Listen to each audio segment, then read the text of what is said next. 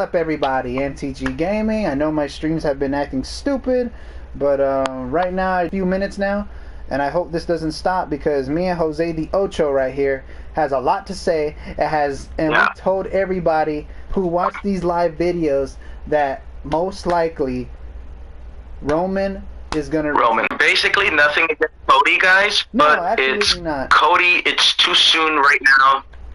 Too soon, guys. Yeah. Nothing against Cody. People should get it clear that no one's bashing Cody. It's not at all. The story. Not at all, guys. It's like, yeah.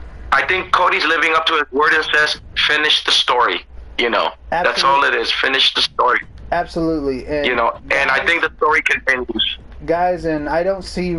I love Cody Rhodes. Really great. He's really good and all, but yeah. I only see him as a mid card, not as a world champion. I'm gonna say it again. Nothing against Cody. He's a great wrestler. I like the guy a lot. It's just he's not world champion material. So and he's not the right guy to take down Roman. And at this point on the WWE roster, if you guys out there want to ask me who I think should take the belt off Roman, Bobby Lashley. Yeah.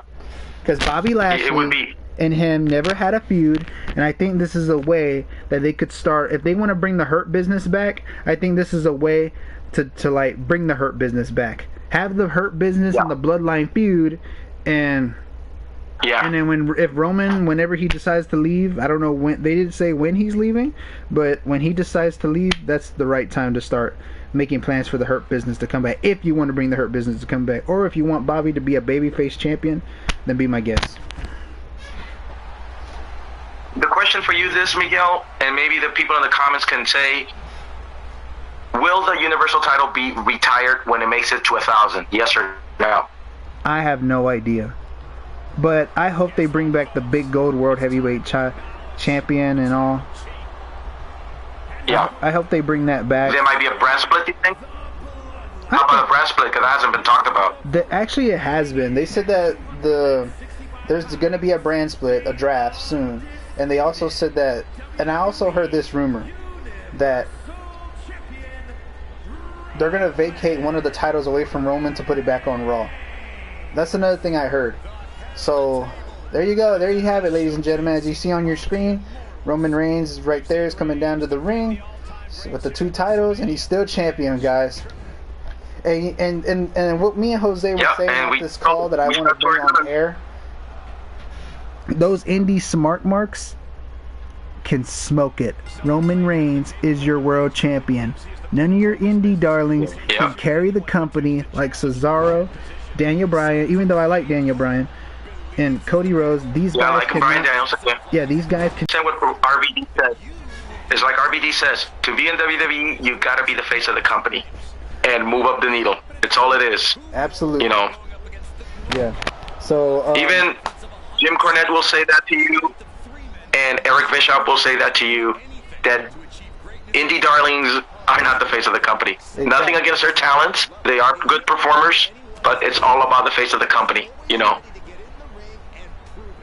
Yeah, and what you call the people out there right now, yeah, people, Roman Reigns is your champion, and I'm happy that he retained, and because I like Roman Reigns over Cody. I mean, I love Cody, but I like Roman Reigns over Cody.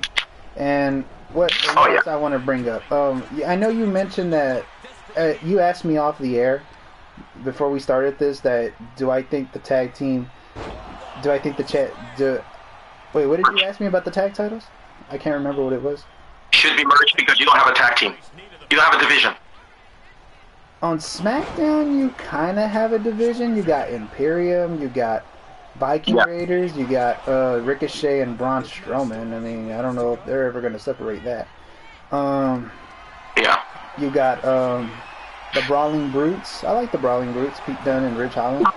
Oh yeah, I like them. I like Butch and those guys. Yeah, I like them. Yeah, and is it like I say? Is it too soon to break up the Street Profits, or the Street Profits will be the tag team of this one? They are the #1 contenders. We know they won last night. Yes, they are. And show #1. Wait, that was a #1 contenders match? Because before the event, they did not say it was a #1 contenders match. But I guess I don't remember. I mean, the last minute when we were there, they said that the Street Profits will be the #1 contenders. Nice. Okay, and I want the Street Profits to take the belt, or at least take the Raw titles or Smack. I guess the Raw titles off of Sammy and KO and have them, because you gotta separate the tag titles, you know. And would you be? Yeah, I mean, and don't break them up, please. Yeah. Don't break up the Street Profits. No, do not break up the Street Profits. And I heard that if they turn heel, they're gonna join the Hurt Business if they decide to bring the Hurt Business back. Do you see that happening? I think heel is great for them. I think that there'll be a good, interesting challenge for them to be heel, because if the New Day started as heels and then go back to baby faces, they can go over both ways. So I think this is a very good challenge for the Street Profits to turn heels. I think they can do it. I think they're gonna wipe out the drinking, you know, the drinking thing. Mm-hmm. So whatever plan it is, dude, I'm looking forward if this heel plan happens for the Street Profits, you know. Yeah. And they're fed up being babyfaces. And I forgot to mention on SmackDown. I know you asked about the tag division, about SmackDown's tag division. We got the Imperium, Ludwig Kaiser, and Ludwig Kaiser and Giovanni Finci. Yeah. Viking Raiders. You got the Brawling Brutes. There was a few more tag teams I just had in my head that I'm trying to remember. You also got I guess KO and Sammy. What about, is the Maximum Male Models considered a tag team, yes or no? I guess so, because Mansoor and the other guy are always together, so I guess so. Yeah. And they got Hit Row, but the Maximum Male Models and the Hit Row is going to be a jobber tag team. I could see Imperium and the Brawling Brutes and the Viking Raiders and the New Day winning the tag titles. They have a better chance of winning the tag titles. And do you think that there's a possibility that the Usos might get the tag titles back? Oh, yeah. I mean, like I said, they are the only right now top tag teams in WWE right now. From Raw and SmackDown, they are so over. And if you're going to put them individual, I think it's not a good idea to break up Usos at all. No, do not do that. Not at all. And I can tell you that go ahead. The Usos and the Street Profits know how to work together in a tag team match, just like they did with the New Day. Remember Money in the Bank 2022? Usos versus the Street Profits? That was one hell of a tag match. Oh, yeah. And they can pull a show. Yeah, and getting back to Raw's tag team division, we got Street Profits, Gallows and Anderson, Alpha Academy. Yeah. Who else we got on Raw? Hope I'm not missing people. Maximum Male Models, but that's jobbers, you want to call it. But I wonder, are they on SmackDown or Raw? Because they've been appearing. They were appearing on SmackDown first, and now they're appearing on Raw, having a little segment with Otis. Yeah. And if Otis joins the Maximum Male Models, I feel like he's gonna destroy them. And Maxine Dupree, she's gonna be focused on Otis instead of Mensua and Marseille. Yeah, I know. Let me see. Let me search up the roster here. I can tell like she's gonna be tired of them. Oh, Maxine Dupree? Yeah, I feel like she's gonna get tired of them.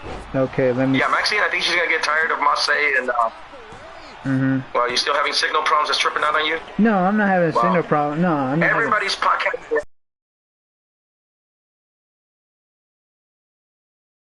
Tag titles for the tag team on Raw.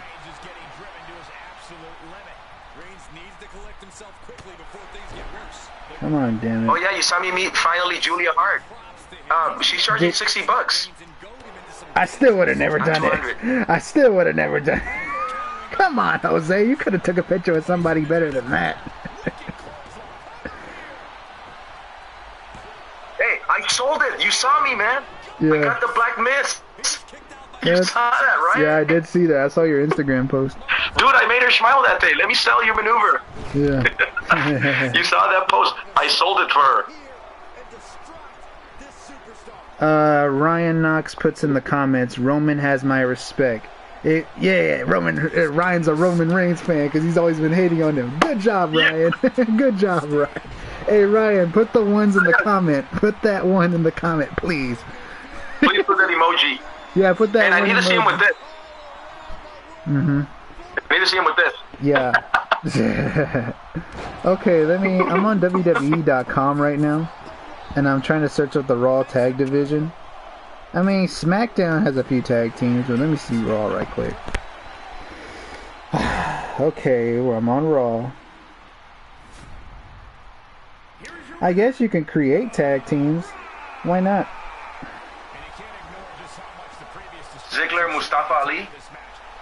They've been like bugging each other for a while. Yes, yeah, sure, why not? I mean, but there's another topic I want to get into you, but let me see something right quick. Wow, just only Street Profits, Gallows and Anderson, and Alpha Academy. That's it.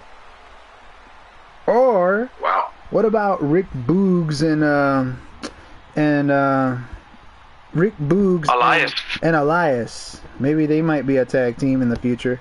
I think they will, but they're going to be enhancement talent. Yeah, and who else? Jobbers.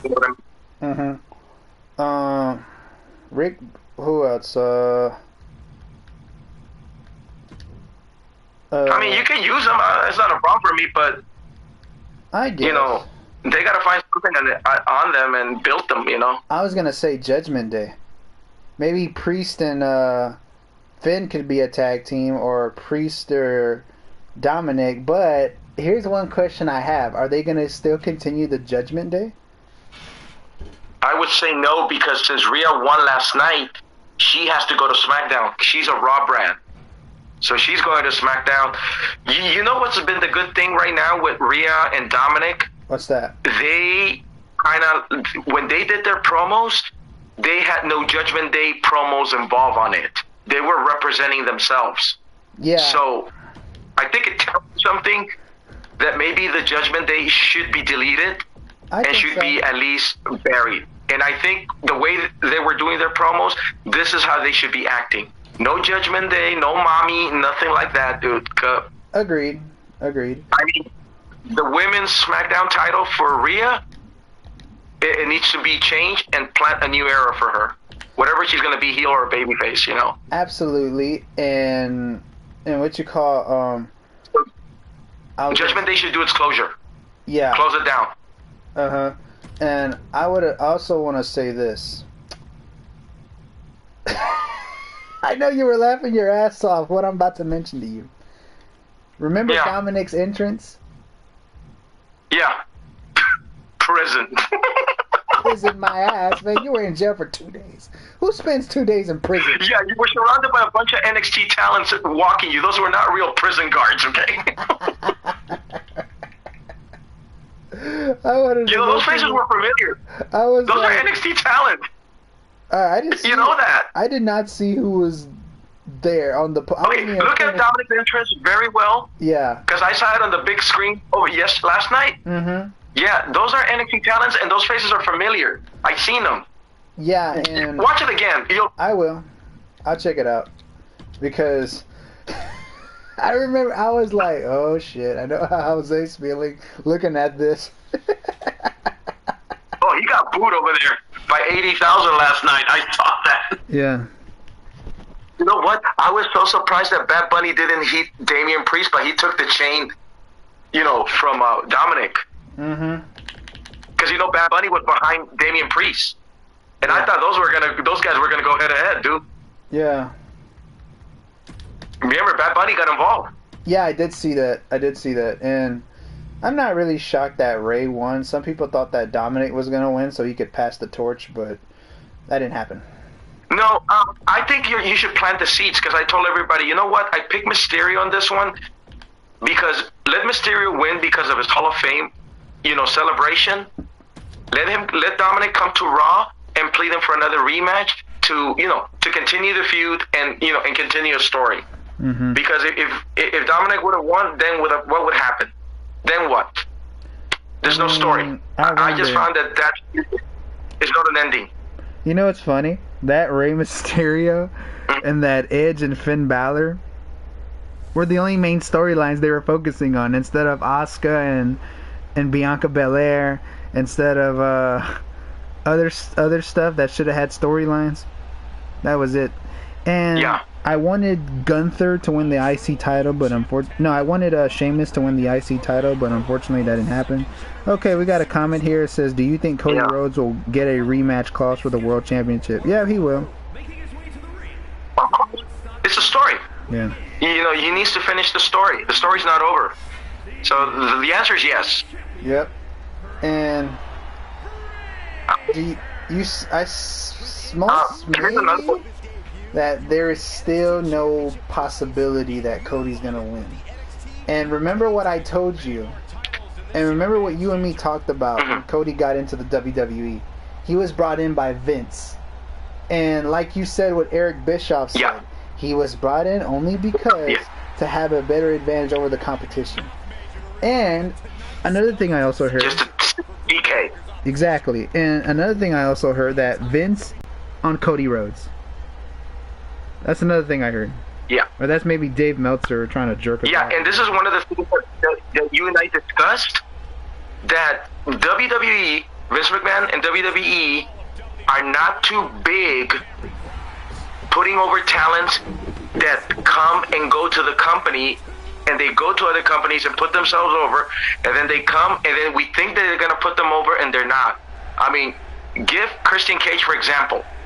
He was an NWA TNA champion in the other company, successful in organizations, comes back, what do they give him?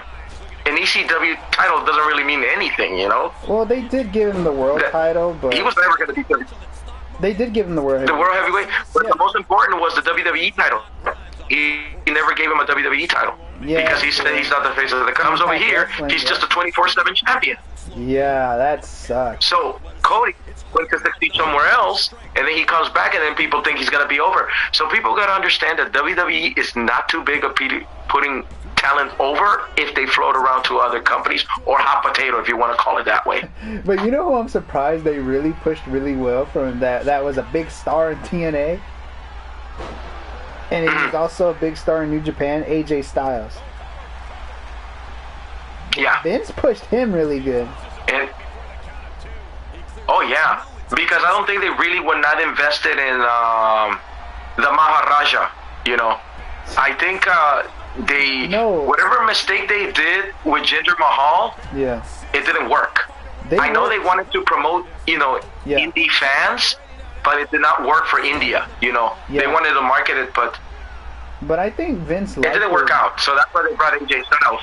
I think that Vince did like the Jinder Mahal, because Jinder Mahal has looks. He had a gimmick, and honestly, I felt that when Jinder Mahal came back to the company, I was like, okay, we could take him serious now. Like, instead of that joke 3MB that he was on last time he was at the company. Yeah. But it seems like it didn't work out. I don't know what went wrong, dude. I mean, I understand that WWE wanted to market it, the community of India, but I don't know. They just were not feeling it, you know. The reason why, and you had to use Randy Orton to try to put it over, and it didn't work out, you know. Well, the reason why it didn't get over because something went wrong that build-up, you know. Yeah, something went wrong. It did. It's just that they pushed him way too early. They didn't build him up enough for him to win the title from Randy Orton. And I don't really blame Jinder for this. It's just the creative just pushed them way too soon. Like they pushed Jinder Mahal. I mean, I love it when he goes the modern day Maharaja, and now he's in NXT. Somebody, it's like somebody put the modern day failure. Yeah. But, that's what I'm laughing at. But I would applaud Jinder Mahal this, that he did not give up after his WWE release. I do applaud Jinder Mahal for that. Yeah.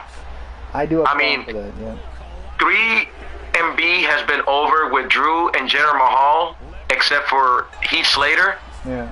But you know what? No matter what, Heath Slater's always over. No matter what. Oh, yeah. He's a comedian. He's entertaining. You know, and him and Rhino have been a very good tag team, even though they're not considered a tag team, but they know how to work together, dude. Yeah. From Impact to WWE. And I remember meeting Heath Slater at last year's WrestleCon in Dallas. Cool. He was very playful. He was actually talkative and very cool. And very joking, funny guy, man. He is joking and funny. I was like, hey, Like you got kids? That's what I told him. I was like, hey, you got kids, right? And he said, yeah. Oh, look, they're running around me. They're running around me. And he started laughing when I said that. Yeah, Heath Slater's cool. It's like, well, did you enjoy the Santino Morella trademark? I saw that video. That video was funny. Yeah, it was.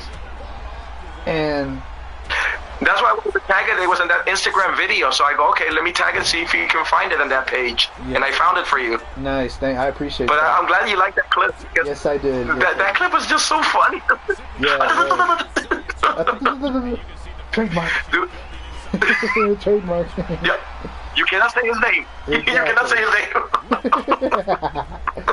And here's another thing I also want to say as well. Let's get back to the WrestleMania topic.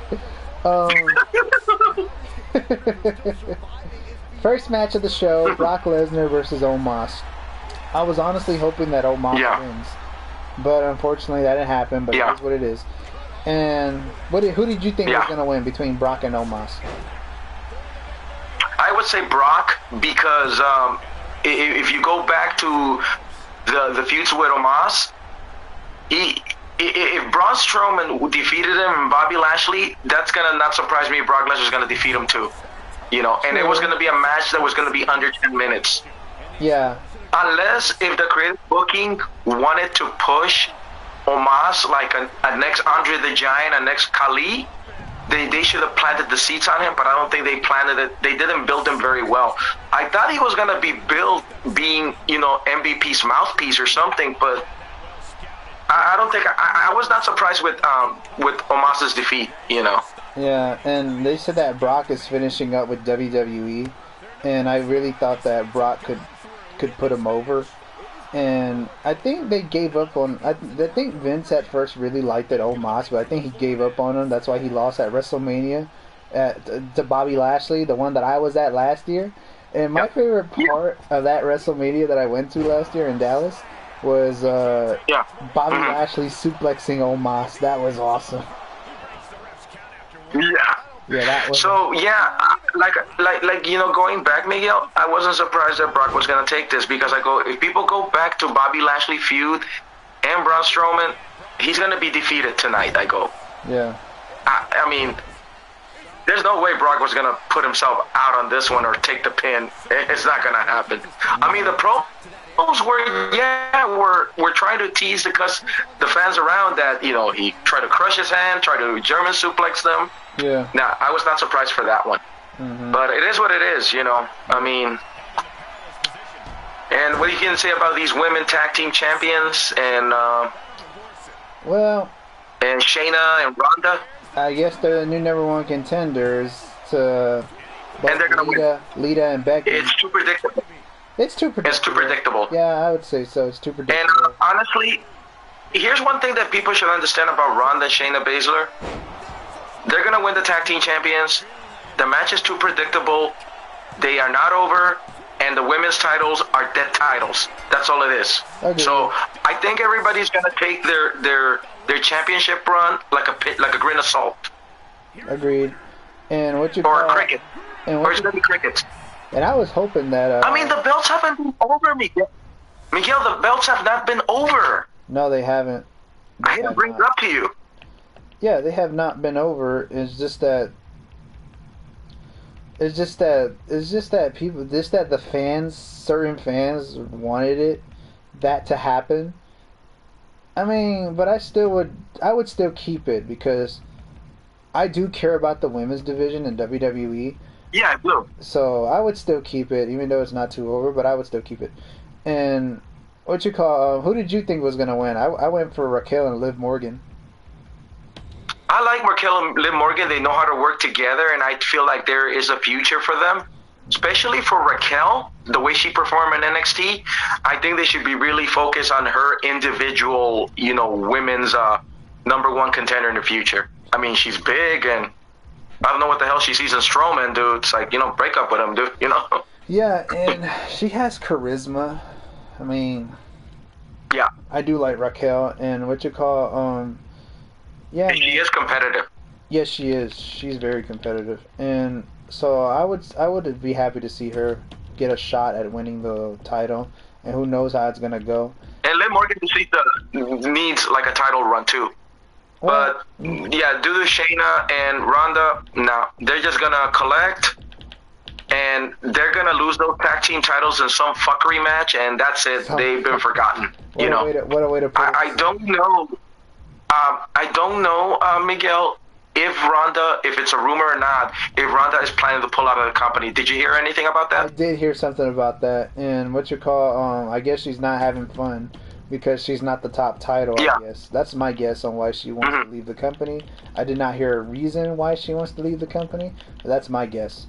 And another thing is that, and I'm not really a fan of her, so I'm not going to miss her if she leaves. Yeah, neither have I, because like I said, I'm just taking their run as like a grain of salt with a bunch of dead titles. You know, I mean, if Damage Control couldn't put it over, what makes you think they're going to put it over? Yeah. I mean, Lita and Becky are not doing anything. Nope. But if you heard this, Trish might turn heel. They said what do you think of that storyline? Do you believe it? What did you hear so far? They said that was going to happen at Mania, but that didn't. But I don't know if it's going to happen anytime soon. Would it be interesting if Trish does turn heel? Probably. Or is it considered a dream match, Becky versus Trish? Probably. I mean, you know who I think should turn heel, though, besides Trish? Lita. Oh, yeah, I wouldn't mind. Yeah. Because if that happens, they can lose the tag team titles. Yeah. And then Lita and Trish can walk away, and then they can be heels right there. And then just leave Becky by herself. Well, because there's no way that Lita's going to team up with Becky. Oh, I didn't say, like, turn... I feel... Well, I didn't say, like, turn double. I feel that, yeah, it should, because, I mean, these are your Attitude Era women division girls. You know what I mean? Yeah, well, they're mostly Ruthless Aggression era. Yeah, Ruthless Aggression. But still, they can build a story between them. And then Becky will be left alone, you know? Well, and honestly, she's having a hard time playing promos instead of fucking dissing the Mrs., you know, tiny balls. That's all she definitely did best on. Like, that's the best you can do, Becky? Really? Yeah. You know? Becky Lynch's promos are so cringy. Wait, hold on, baby. Oh my god, man. That's why we call her Cringy Lynch. Bro, yeah, they were pushing her so hard back in 2019, making her the main attraction on Raw instead of Brock Lesnar. But guess what? That didn't work. She killed the ratings. She didn't draw houses, so she's not a draw. She's not good enough. I don't know why they keep pushing her. So I like Charlotte better than her. Maybe. And here's do you think because she's married to Seth Rollins? No. No, I don't think that's it. No. Roland's doing so well by himself, which I lost my voice last night. If you saw my Instagram, yeah, you know, it was fun. Seth Rollins, dude, it was fun watching that match. I mean, it was so over. And you saw the entrance, right? Yes, with the musical, with the maestro. Yes, I loved it. Loved it, bro. I loved that match with Logan Paul. Logan Paul and Seth Rollins. It was a banger. I loved it. And what about that guy dressed as a bottle? Wasn't that funny? I love that part. He was putting Seth Rollins on the table, and then Logan Paul. It was a Spanish announcing table. Yeah, and then Logan Paul's buddy, the bottle buddy, got put on the table by Seth Rollins, and then front splash. That shit was funny. That was awesome. Everybody was laughing there last night. Bro, I was laughing my ass off, bro. I was laughing my ass off when that was happening. So everybody upstage, dude, that was so awesome with that, you know? Yes, it was. And it was funny. I'm like, why is this guy dressed up as a bottle? Oh, yeah, he sold the maneuver, I'll say that. That table maneuver with the Spanish announcing. Yeah, that bottle sold it. Yes, he did. The bottle.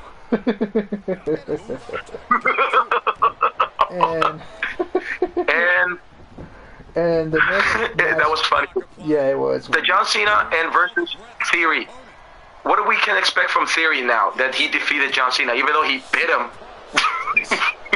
Hey, he was biting him. Dude. He was used to bite back in the day. What can we expect from Theory? Okay, joking aside, dude, what can we expect from him? I think he's gonna be over than ever.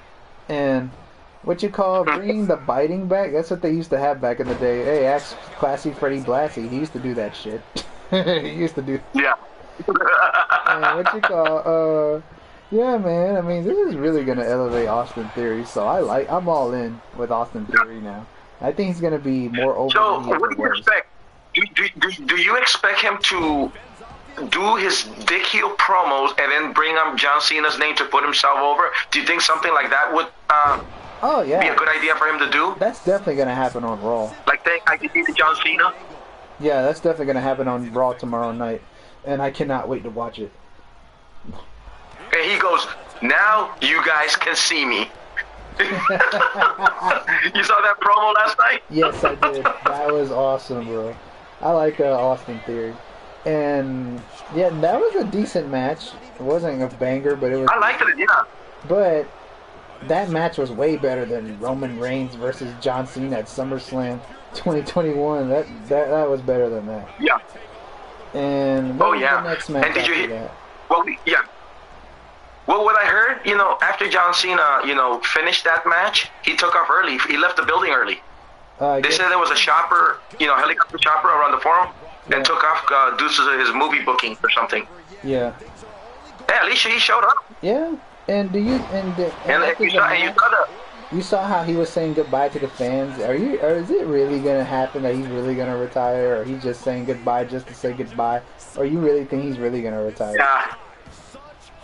Nah, he's done the same thing when he went against Alberto Del Rio, AJ Styles, Yeah. People said, oh, he's leaving. No, he's not. Yeah. Whenever, WWE needs him, he's going to be there, Yeah. And I know your John Cena's over. I know your friend Peach was mad. Is your friend Peach mad at Austin Theory for beating John? Yeah, she is, but she's like, it is what I had to explain to her. It is what it is, girl. Yeah. I mean, it's over. I mean, you have to pay attention to detail while they're doing it. Yeah. And there was a picture between Austin Theory and John Cena when he was a young kid, and he took a picture with Cena. I did see that. So it's almost like a dream match. And I told her, there is a story. I go, there's a story. Pay attention to the story. I go. I know you were not born during the Monday Night Wars, I go, but that's what I'm telling you, I go. Oh, how old is he? Oh, yeah. Here's this book that I wanted to show you. Grappler. Oh, that's the dude from NWA Power? Yeah, Madman Mask. Yeah. Very OG. He worked, he was an NWA champion, do the Jim Crockett Productions, Jerry Jarrett, Bert Gagne, and Vince McMahon Sr. Oh, okay. Very cool guy. He didn't have like a photo thing, but he did have this book, dude. Yeah. And the Berserker told me to hook him up, And I go, wait a second, that's a Junkyard Dog, I go? If you look at it, oh, it is a Junkyard Dog, yeah. Because Junkyard Dog had a small afro before he went with the buzz cut.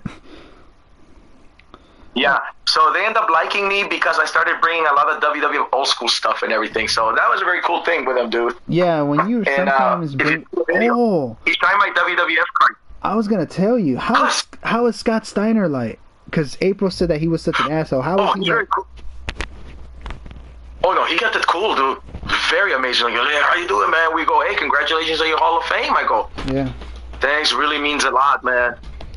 Me and Rick, he's like... And then he liked the NWO because he was wearing the NWO red wolf pack and everything. Did see that. That was yeah, cool. I had a lot of shirts in my bag, dude. So that's why I was wearing different shirts to represent, dude. No, but Scott kept it cool. His agent was very cool. He was only charging $80 very decently. And it's like I said it before, he got his Hall of Fame induction.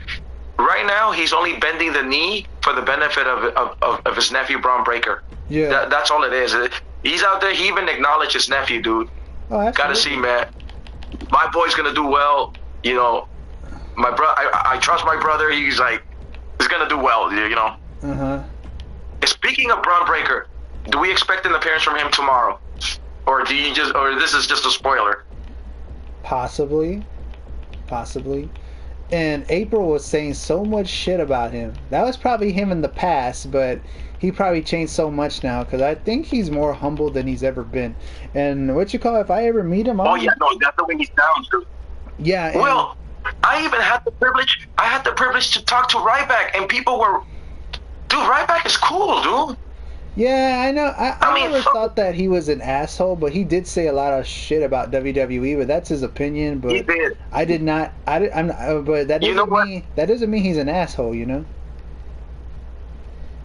Well, you know what? He's rehabbing himself.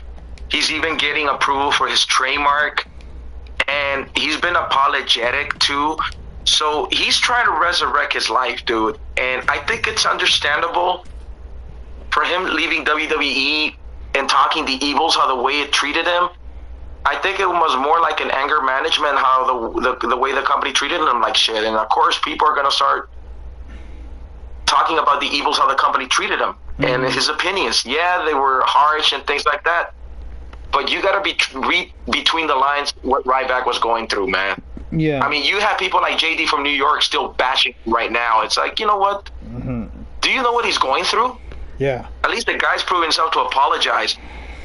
I mean, there's 3 talents, Miguel, that I do not right now approve and do not believe that need to go back, and they have not made an effort or a move, you know, to build themselves. Tell me who it is. Val Venus.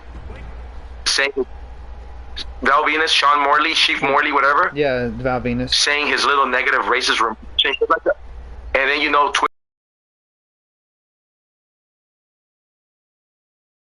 we're not trying to bring politics. Yeah. Because of that. Bang.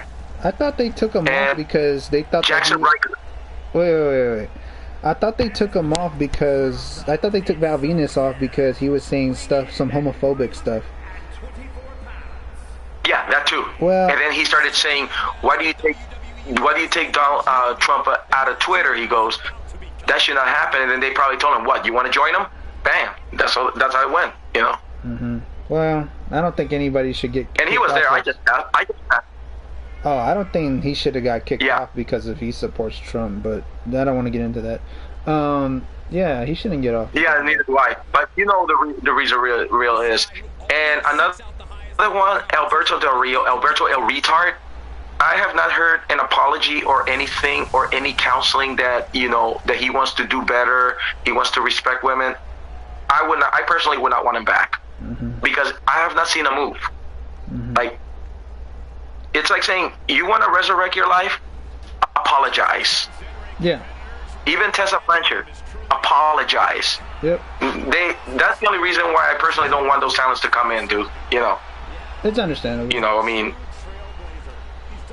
I mean, Tessa Blanchard went to Mexico for a year and they thought that we forgot about it. Are you fucking kidding me, dude? Really? I don't. People don't forget. Yeah. People don't forget abuse, please. You know. And I can't figure these people out. Yeah, and what you call? Here's another thing I heard. I wanted to bring this up. You know Giselle Shaw from Impact Wrestling, right? Yeah. She was getting bullied at WrestleCon. You didn't hear about that? Are you kidding me? How'd that happen? Bro, she said she was. No, what happened? She was getting bullied by Rick. She said that Rick Steiner was saying some homophobic comments at her. Like, let me read you this. Here's a little report I saw. I'm gonna read it to you. She posted this on Twitter. I don't have Twitter. I mean, I saw this on Instagram. So let me show you that right quick. Where's it at? Come on. Where you at? Oh, right here, bro. Rick Steiner was saying a lot of crap about her. Okay, this is what she wrote. I have been bullied all my life. I have never stood up for myself because I'm scared that I would get beat up physically, mentally, or emotionally. The bullies in my life has always silenced me, but that ends today. Okay. I was at an autograph signing event today at WrestleCon, And while I was walking to my table, I hear someone yelling, "You're a man! You're a dude! You're a piece of trash! You're a filth! Get the fuck away from here!" And she was like, I kept my head down and kept walking as I did not want to acknowledge that hate. When I arrived at my table, I spoke to another Impact Wrestling talent who was at the signing with me and mentioned the incident. It didn't sit well with me, and I wanted to know who was saying that because it's unacceptable. So I decided to take a walk in the area, and I hear that same person saying the same I don't know how to pronounce that word, comments. I looked at the person, and it was Rick Steiner saying those statements. I was shocked, and I could not believe that this was not happening. To have someone saying those comments who a lot of people look up to and considered a hero was quite...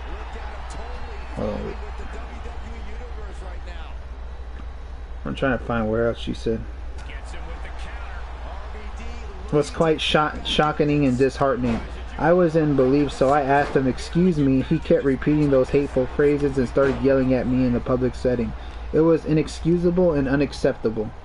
And it says, another disappointing part about this whole incident was there were other wrestling legends who just sat there, turned their heads away, and did not want to get involved or stand up what's right because it's involved one of the boys. Judging from that experience, it was more important for them to watch something wrong go down as opposed to standing up for someone who's being bullied and doing what's right. I want to thank all my... Hold on, wait. Let me see, I'm on the right part. Yeah, go ahead. It says, I am not writing this because I want sympathy. I am writing this because I am done being bullied to silence. Today is International Transgender Visibility, and I am standing up for myself, for other people who go through the exact same situation on a daily basis. I want everyone to know what kind of deplorable person Rick Steiner is, and this cannot be tolerated. This keeps happening because people let it slide and do not take action. If you do business with these type of people, I will not do business with you. And I want to thank all my Impact peers who were present during the incident and to defuse the situation. Unfortunately, a member of that same peer group was also verbally accosted by Rick Steiner, being called a faggot earlier in the day. I am fortunate to be working alongside such incredible people in a company that has no room for hate, bullying, or judgment. We're not just co-workers, but a family. Wow. Wow, that was news to me when I heard that, you know. And I think WrestleCon... No wonder why Rick Steiner was there. Oh, you didn't see him? Yeah, he wasn't there. He wasn't there. No. Really? Just Scott was there, but no Rick.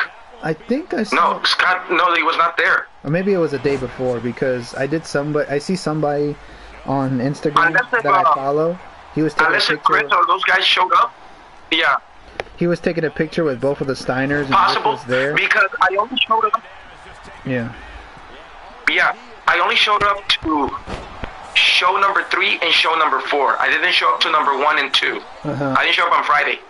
Yeah. Oh. And Goldberg was only a number 1. Evil Uno was a number 1. Starks was a number 1, and Trish and Lita were in show number 1. And somebody told me that Trish's line was jam packed, dude. Oh, it was worse than Sasha.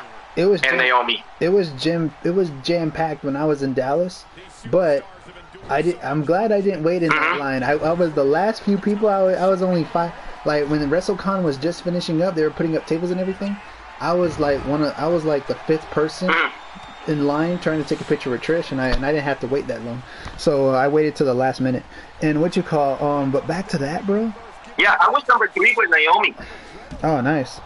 And I just and back to that when I was just talking number 3 about, because David told me that Rick Steiner. I don't think WrestleCon's ever going to bring him back, because WrestleCon did say something about his actions, saying that we don't want that type of stuff involving at WrestleCons and all that. So I doubt they're going to do negativity stuff. Yeah, those homophobic comments, because they want to respect the LGBTQ community. And I heard that they're not going to bring him back anytime soon. Rick Steiner. Well, it's kind of, you have to understand, I think it's kind of one of those things that probably Russell Khan doesn't want to hold responsibility. Yeah, so absolutely. In their professional regulations, they gotta do the action that they care and they are doing something about it. If they stay silent, then they probably be no Russell Khan in the future. So, Russell Khan has to go on the right to go as to follow the protocol. Otherwise, they're gonna think, oh, they don't care, they're incompetent, don't give a damn. Yeah. So, either may agree or disagree, they got to do their job. That's the whole main thing about it. Yeah, absolutely. Russell Khan has to do his job. Absolutely. If they want to keep people... People may agree or disagree or hate. Yeah. Yeah. If the people want to... If they want to keep doing... You don't want to ruin it for more other talent, more fans. Yeah, absolutely. And, yeah, I mean... That's crazy, though. Damn, that girl got bullied badly. I mean, if something happened... in general, something happens, Miguel, I think us fans and probably other talents are going to pay the price for that, little mistake, Yeah. Probably maybe Rick, no, he was wrong, But I think the correct thing that Rick is doing, he's probably distancing himself for this, so that way at least he can cool off and hopefully he can reconsider, to apologize or something. He can do, because that's all you can do. If your brother Scott is apologizing, why not you, Rick? And I bet you Braun Breaker's gonna really talk him out of it. That's his boy, that's his dad. Father and son's gonna have to help. Oh, so, yeah, absolutely, yeah. Here's the thing. I think he'll get around. Rick will get around. If Scott got around, then so can Rick. Agreed. And but as for Alberto Del Rio, or Alberto El Retard, yeah, I have not seen a movement out of him at all. Oh, fuck. Oh yeah, and David from the Wrestling Guy Show has not brought him back. He brought him before, and 5 years ago on some occasions, but he doesn't want to take a risk.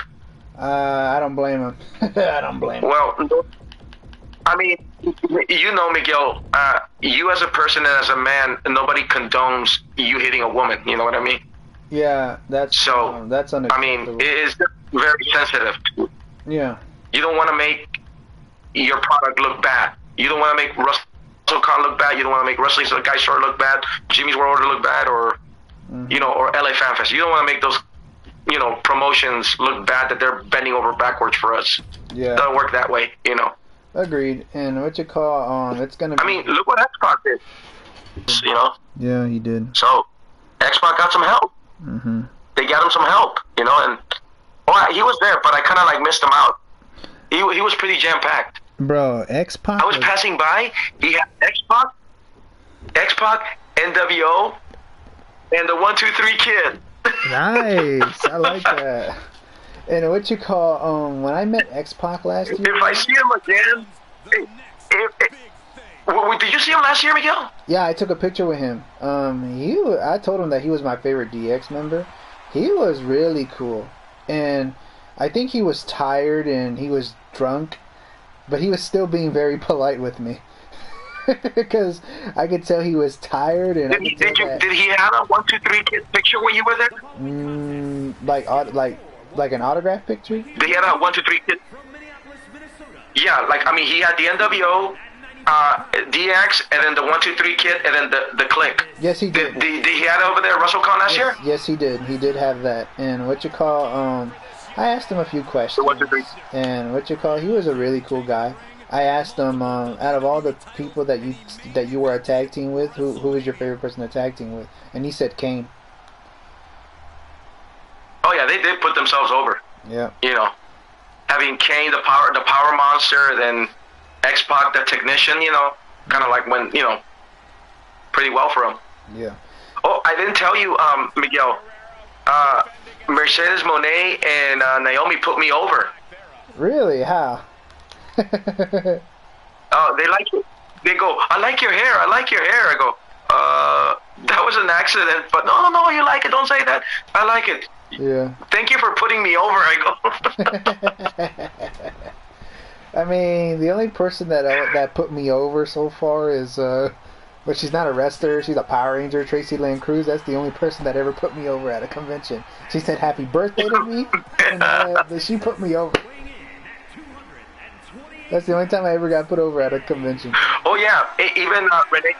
And then I got a chance to see Michelle Renee again, and she put me over again in my hair too. When she told me, pick your poison, you see me with the Michelle Renee picture right there. I've seen her. You'll see her right there. Yeah, I know who you're talking about. I've seen her in a few She's been doing like here in dark Florida. matches. Yeah, I've seen her do indie shows here in Florida. Yeah, she's been more indie talent, you know. Yes, and I had a chance to see May Valentine finally. May Valentine? Yeah, remember the wedding with her and Sandel in NWA, and Santino was the Pope? Oh yeah, May Valentine, yeah, from NWA Power, yeah, I remember her. Yeah, I saw you saw her.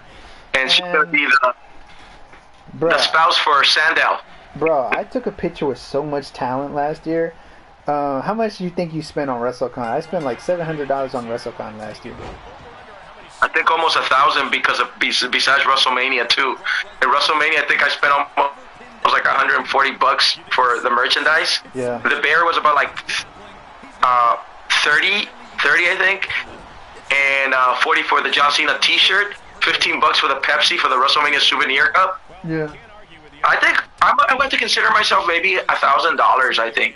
No, but I'm saying, how much you spent? Because of Boss Globe. Remember, Sasha and Naomi were 100, dude, and everybody else was just 60 and 80. Oh yeah. Jungle Boy was $60, very decent. But he was very cool. Yeah, he is cool. I talked to him last year. I told him that you're a future AEW World Champion. He was like, "Thank you. I hope so." That's what I told him. That's what he said to me. I go, "No, you got this. You and MJF. MJF writes his own thing. Mr. Perry, you got this. Yeah. Don't lose it, man. You put Christian Cage out, you got the next guy, man." Hey, but they didn't have. And he's like, "Oh, thank you for your support." But they didn't have these though. Damn, that's awesome. But did they have these in your WrestleMania? No. What? They didn't? No. It was more LA. They had an LA thing, yeah, but they didn't have that. They didn't have the jersey, the football. This is what they had. This is what they had. Yeah, that one. Something like that. Something. I'm not saying this exact one, but did they have that similar one, similar to that? Something similar. Similar to it, yeah. But they had the 39 and then Los Angeles. You should have gotten one. I think that. You know what? I think that Philly's gonna look pretty hardcore with, Philly 40. Yeah. I can't wait to see that. Whoever's going to Philly, Yeah, man, you gotta get you one, bro. That the WrestleMania 39 that you went to, you gotta get the WrestleMania 39 version, bro. You gotta get it. I wish I did, but I'm fucking broke, dude. Been there before. And what you call it, bro? I saved $2,000 last year. I saved up those $2,000 from last year, dude. Oh wow. Bro. And good thing I took cash because they were having a Wi-Fi issue again. Oh damn. And again, dude. I think I remember when I went to WrestleMania last year. I think I did spend about $1,000, but I think I had 6,000 in my account. And then it was down to like 4,000 or 3,000 when I got back from Dallas.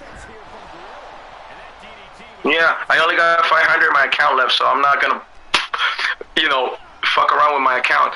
I mean, thank God I paid the rent last night, so that was a little out of the way. But yeah, I told everybody I lost my voice and I'm broke and I'm going back to work tomorrow, dude. So, I got our buddy Sean jealous. He didn't show up. Why is that? Down there. He's unemployed and he's fucking broke. Shit. Oh shit. And David was teasing him. He goes, where are you? 'Cause Melina's here.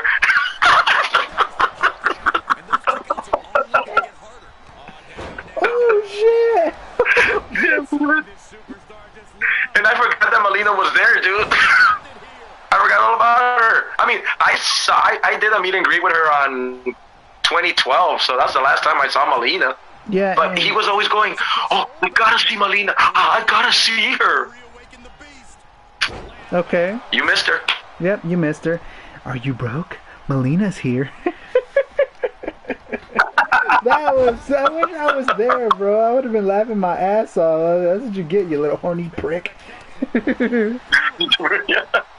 Go join Booty Me. Booty. And here's another. And one thing about Melina, when I saw her at WrestleCon last year, I did not see her table. I didn't see her until she was walking around the convention. I said, "Hey, Melina." She was like, "Hey, how you doing, honey?" But I didn't say. She said, "How you doing, honey?" But I was like, I didn't do this. Oh, she called me honey. No, I didn't do that. What you call? Honey. Oh no, I didn't do that either. And what you call? And I was like, where is your table? I was like, where was your table? And then she was like, I was over there the whole time. I was like, ah, damn, I wish I had a picture with her. And then me and her talked for a bit. She was really cool. I forgot. Yeah, she was really cool. I remember when I saw her on WWE Access to SummerSlam. That was the day when she was main eventing SummerSlam against Alicia Fox for the Divas title. Yeah. But it was very predictable because it was her hometown in LA, and supposedly Alicia Fox was the heel diva champion right there, you know. But the match was good, you know. Yeah. But I spoke to her in Spanish. It's very cool if you speak to her in Spanish. Yeah. You know? If I ever see her again, I'm gonna talk to her in Spanish. Like I was talking to Penta, I was talking to Psycho Clown, and I was talking to Phoenix in Spanish when I met them. So I'm pretty sure. Oh yeah, same thing I did with Graham Metalik. You know, those guys. They were pretty good in the Spanish. The one that's more humble for Spanish, Tito Santana. Oh, nice. Because remember when he would pull promos and speak Spanish, Mean Gene would go like this, a little Espanol please for the Spanish fans. And then he would go, Arriba! Arriba! And what you call, what about... here's one thing, I met Mike, Kalisto. here's one thing I instigated. Go ahead. I met Kalisto last year. Yeah, go ahead. You met what? I met Kalisto last year at WrestleCon, but if I ever see him again, I need him to sign my United States title. But what you were going to say? Lucha. Oh yeah, you know, what I said, Mike, I instigated a situation with Tito Santana. I go, without Tito Santana, there wouldn't be no Mysterios and no Latino Heat, man. Eddie Guerrero. Yeah. And people forgot Eddie Guerrero. Yeah, there wouldn't be any Guerreros, no Mysterios, no Latino Heat. Something that kind of gets to Ace's skin. Like he thinks Eddie this, Eddie that. No. Yeah. Did you forget about Tito Santana? He's before Latino Heat, man. Exactly. You know? Arriba. And he might disagree with me on this. Arriba, yeah. And he's probably a better Intercontinental Champion than Eddie Guerrero. If you bring up Tito Santana. What's that? You know what Tito Santana said? What he said? That he says he can do a better figure four than Ric Flair. Tito Santana says that he can do a better figure four than Ric Flair. Nice. And if I ever... I believe it. Because he's got the flying forearm. Yeah. No, Bobby Heenan said the flying jalapeno. That's something that Bobby Heenan would say. That was and you guess what he called Eddie Guerrero? Yeah. Okay, he called Eddie Guerrero La Bamba.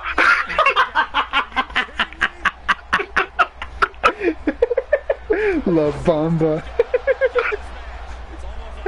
Bro. Do you remember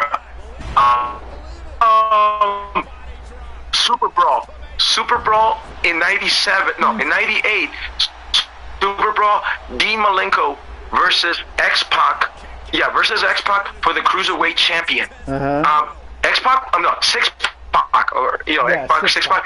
Six-Pac wins because of the interference of Eddie Guerrero.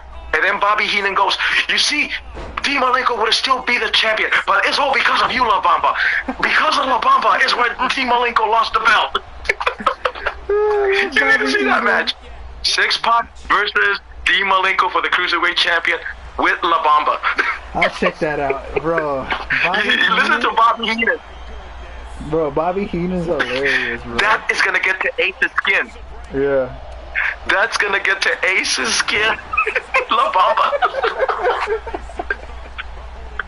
La Bamba. Because of La Bamba, Dean Malenko. That's hilarious, bro. I love Bobby Heenan. And by the way, Mike Tenay and Bobby Heenan doing it, Tony Schiavone with it.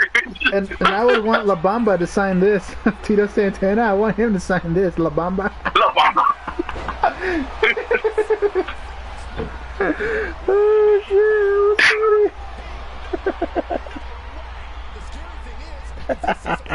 Boy, oh yeah, I even saw Dean Malenko, dude. Dean Malenko, dude, he looked like he was a horny brat, dude. He wanted to get a picture with Bosco so badly, dude. Bosco? I look at, damn, Dean. Yeah, no, Sasha and Naomi. Okay. Yeah. Uh-huh. I'm like, damn, Malenko, are you a horny brat now? And then I was like, and you know what I would say? You know what I would say in my head if I saw him do that? Aren't you married? That's what I would say. Aren't you married? Yeah, Malenko, the man of 1,000 holes. Yeah. Or Jericho says 1,002. 1,002. Bro, Dean Malenko. I wish I could have been there to see that.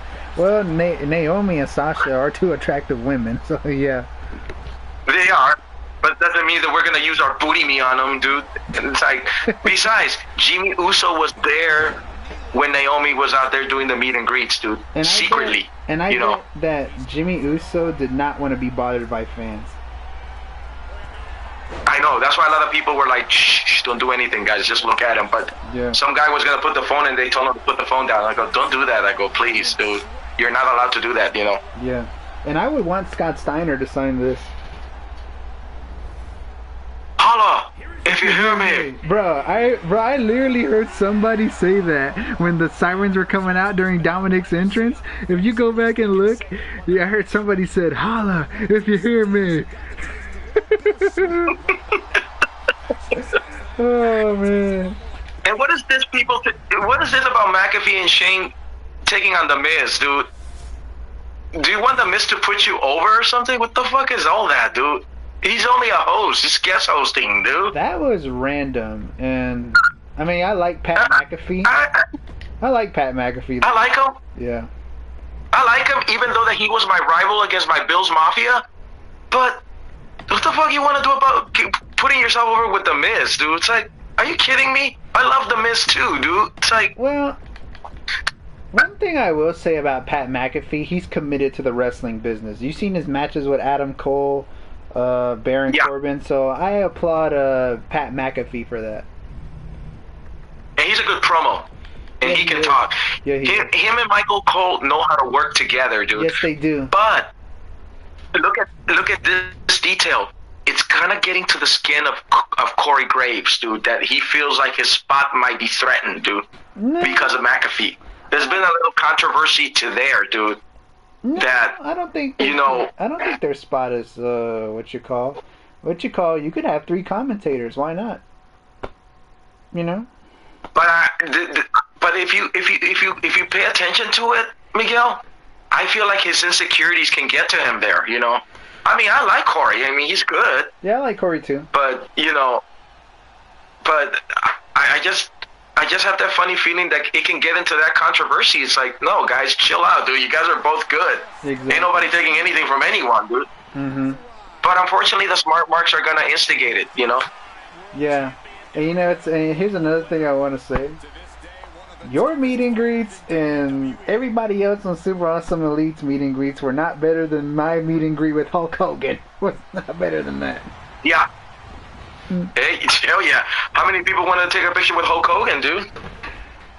It sucks that I missed the 316. It sucks that I missed the 316 meet and greet and it got sold out right away, dude.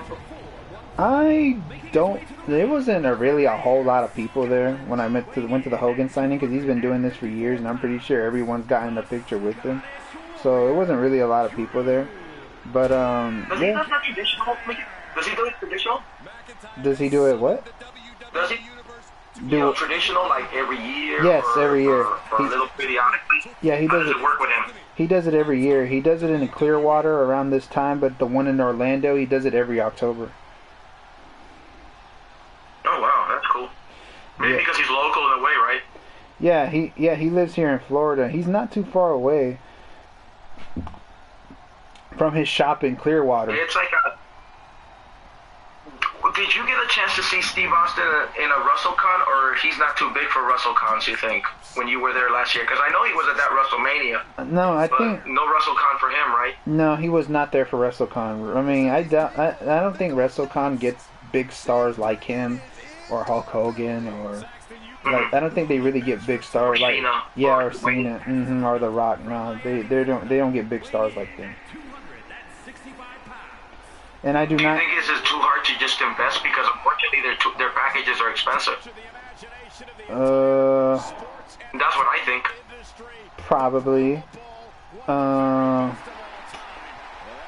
Who knows? I mean, who knows? I mean, I would. Well, they got their own business. I mean, you know, Hogan has his own business, and so is Steve. You know, and so is The Rock. They got their own thing, you know. So I don't think, like, you have a point. Maybe WrestleCon or a Wrestling Guy Store is not really big for them, you know. No, they're not. And, to go to those places, you know. Yeah, I mean, the only bigger star that I've seen, probably the biggest star I've ever seen at WrestleCon, some people might argue, Ric Flair. Ric Flair is probably the biggest star. Oh, yeah, he was there. Yeah, I tried to, bro. He had a big line. Last year, bro, when I met him, I tried to shake his hand. He just ignored me. And the guy at his table was being such a dick, and so the lady at his table was being such a dick. They didn't want me to talk to him. They just said, "Do you want an autograph or picture?" And I told them no, because they were being so rudely with me. Yeah, I can't believe his line was big this weekend with Flair. Yeah, you know, I'm like, okay. I mean, I didn't acknowledge Flair. But should I let Bret Hart's line was big. And who else? El Idolo. His line was big. But the only thing that sucked about El Idolo, he was only taking cash. Because his Wi-Fi computer credit card was not working or something, so he had to put cash only. I wanted to take a picture with Boogeyman. So people had to run to the ATM. Yeah, I wanted to take a picture with Boogeyman last year. Adam Cole got a big line. Yeah, Adam Cole had a big line when I was there too. Oh, Boogeyman had. Yeah. He had a line, the Boogeyman. Well, he didn't really have a line. Who else? Bret Hart was big. Bret Hart had a big line. Oh, Bret Hart had a big Flair line. did. Adam Cole did. Adam Cole as well. And Boogeyman did have one too. And DiBiase had a line too. DiBiase was there. I'm trying to get another person that had a big line. Hardy had a big Trish, line Lita, they had a big line. Matt Hardy, there you go. Matt Hardy had a line. Deletion. Bro, you know. I want to meet Matt Hardy so bad. He had a line. FTR had a line. FTR had a line. Yeah. Probably because they're afraid that they think they might go back to WWE, but I don't believe it, you know. I don't think they're going to go back, you know. Yeah. But FTR had a line. Yeah, FTR is cool. Oh, Carlito canceled out. I saw him last year. He canceled. He wasn't there, dude. Yeah, I saw him last year in my WrestleCon. He was a quiet guy. He wasn't being a dick or nothing. He was very he was chilled and polite. It's just that he wasn't really talkative. And if I ever run into his brothers are, you know. Primo and Epico. Oh yeah, they're very famous at the Wrestling Guy Store. They've been there like multiple times. They're just trying to do El Torito reunion, but he said that he's been off the radar. That's what Primo said. Oh yeah, I know you're talking about. What do you mean off the radar? Like no internet, no Instagram, no page. They have no idea where he's at. I mean, he's not even doing no indie things, anything or projects. He's just off the radar. Oh, okay. But if I mean, that's interesting. Yeah, but that United States title I have, I want Matt Hardy, Jeff Hardy, Carlito, Kalisto, John Cena,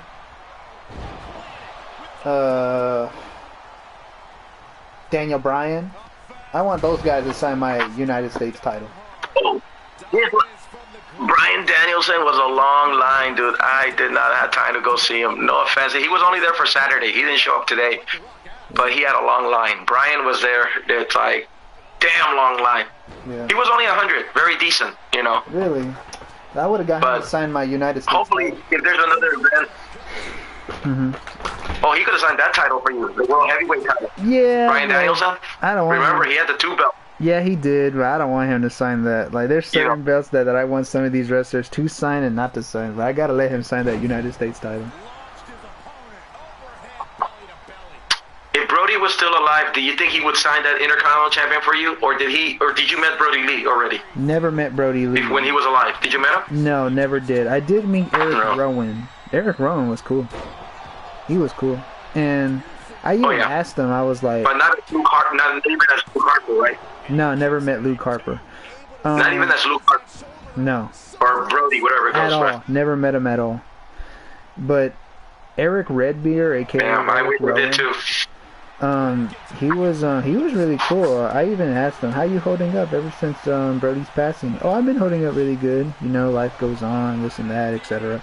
That's what he told me, and I said, "All right, well, I'm glad you're doing good, man, and good luck to you out there." And he's like, "All right." Wow. What else do I have here? I wanted to pull up something right quick. So yeah, man, my WrestleCon. Hey, was Jushin Thunder Liger was there? Yeah, I didn't get a chance to hook up and everything. Butterbean was there, but I didn't get a chance to see Butterbean. I skipped him. Lilian Garcia had a very big line, but I saw Lilian Garcia in Access, and she's very cool when you speak to her in Spanish, man. Because, you know, she's a Spaniard. You know?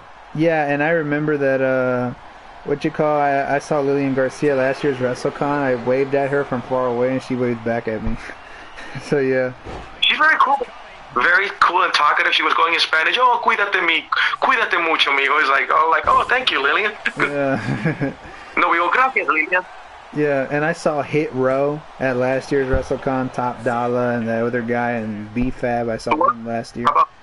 How about Swerve? No, did not. Did you met Swerve before? Never met Swerve. Oh, I thought you did with him.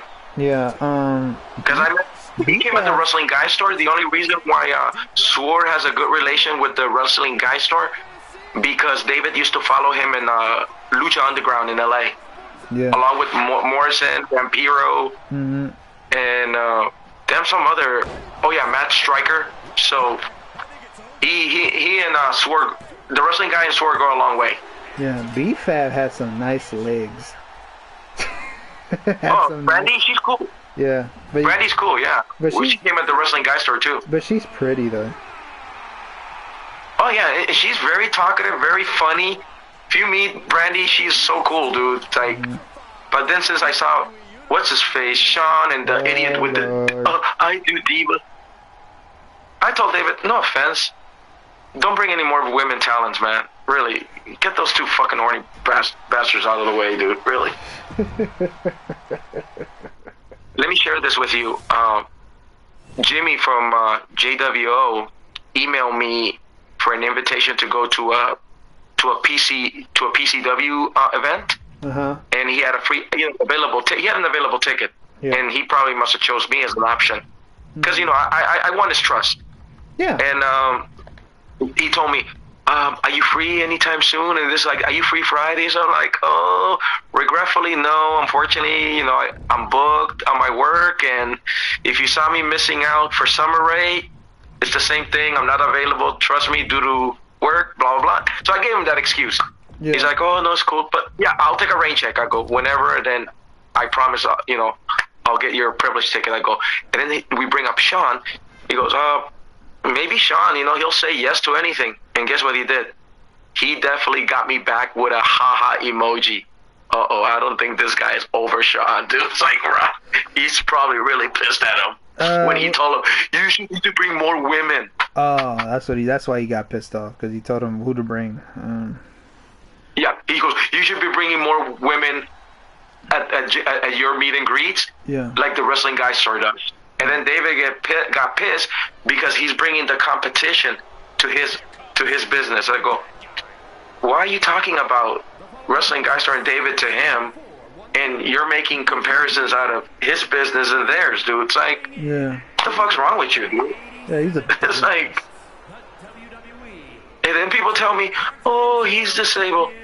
Please don't offend me or insult me. I know he is, but I don't like how the way he uses that, and it's offensive to my family and people that struggle. I go, it's very offensive, dude, because he uses that as leverage for saying, "Oh yeah, I'm disabled, but bullshit, grab my dick or something." Bullshit. Fuck you. Yeah, fuck that. Really. Some people. Because here's the thing that I want you to understand from me, and I told this to people. I did not delete him out of the equation right now because he's still on my line. Yeah.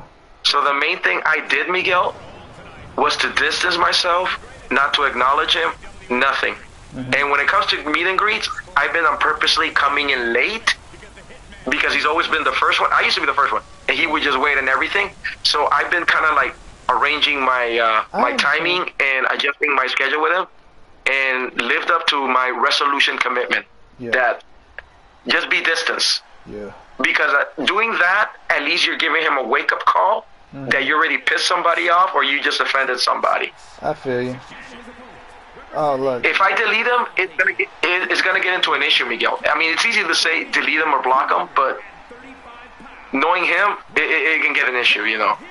So I'd rather just distance myself with him, and knowing the conditions he's at, I'd rather just, you know what? I'm walking away. You need to figure it out. That's all. Yeah, I understand. Oh, here's one. This is a man who always stuck by his principles, even if they were unpopular at the time. The excellence of execution has arrived.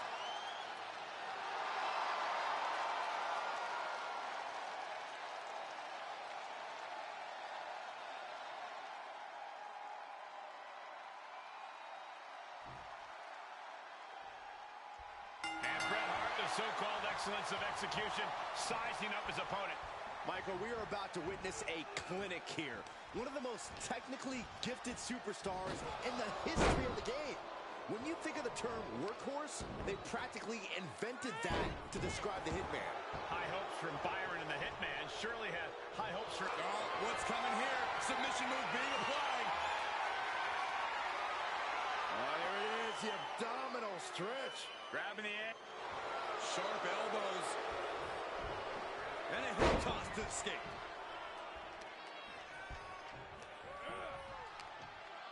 What a counter.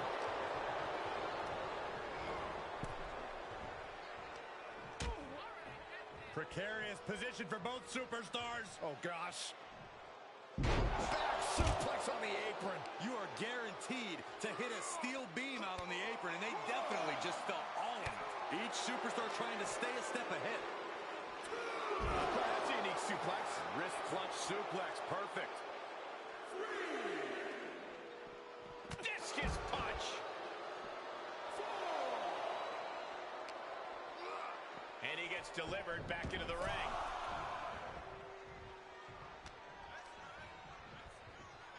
Double underhook applied. Butterfly suplex.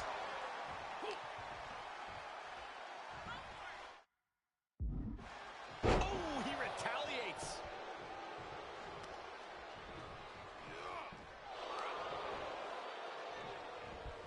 Retaliation from the Hitman.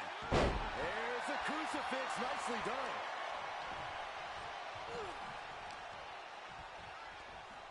Look at this. Oh, backbreaker. Right to the spine. And what are Bret Hart's keys to victory tonight, Corey? Control, control, control. Bret can do it all in the ring, but his greatest asset is his ability to keep an... He's going for the pin. This could be it. Into the pay window. He's able to beat a 2 count. Shows that this is still anybody's match at this point.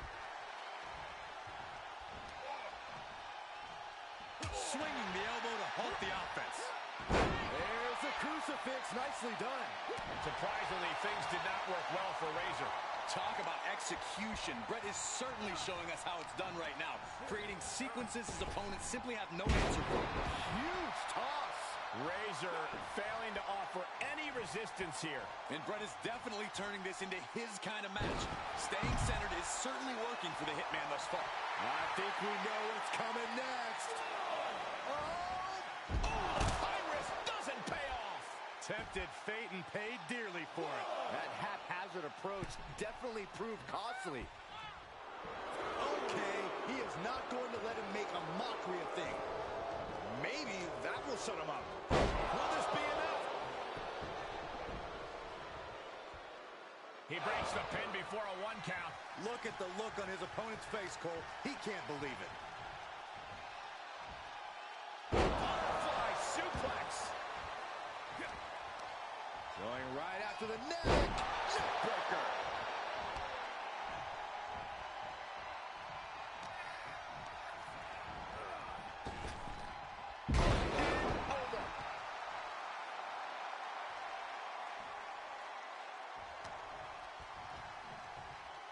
Double underhook applied. Underhook suplex.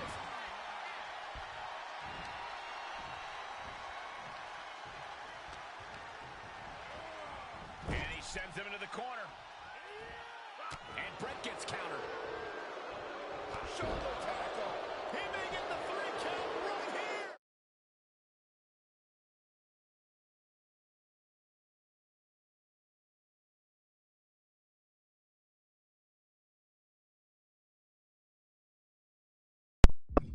Yeah, people get back to the wrestling. Yeah. People can now hear us, but to answer your question about my about LA, I actually do have. Yeah. Any relatives?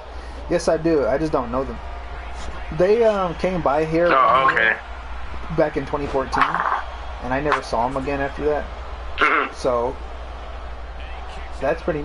Yeah, I do have family out there in LA. I just don't know them very well.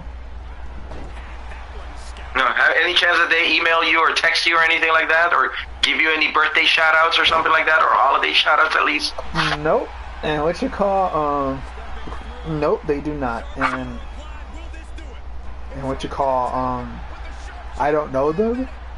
They don't really know me, but they did talk to me for a little bit while they were here back in 2014.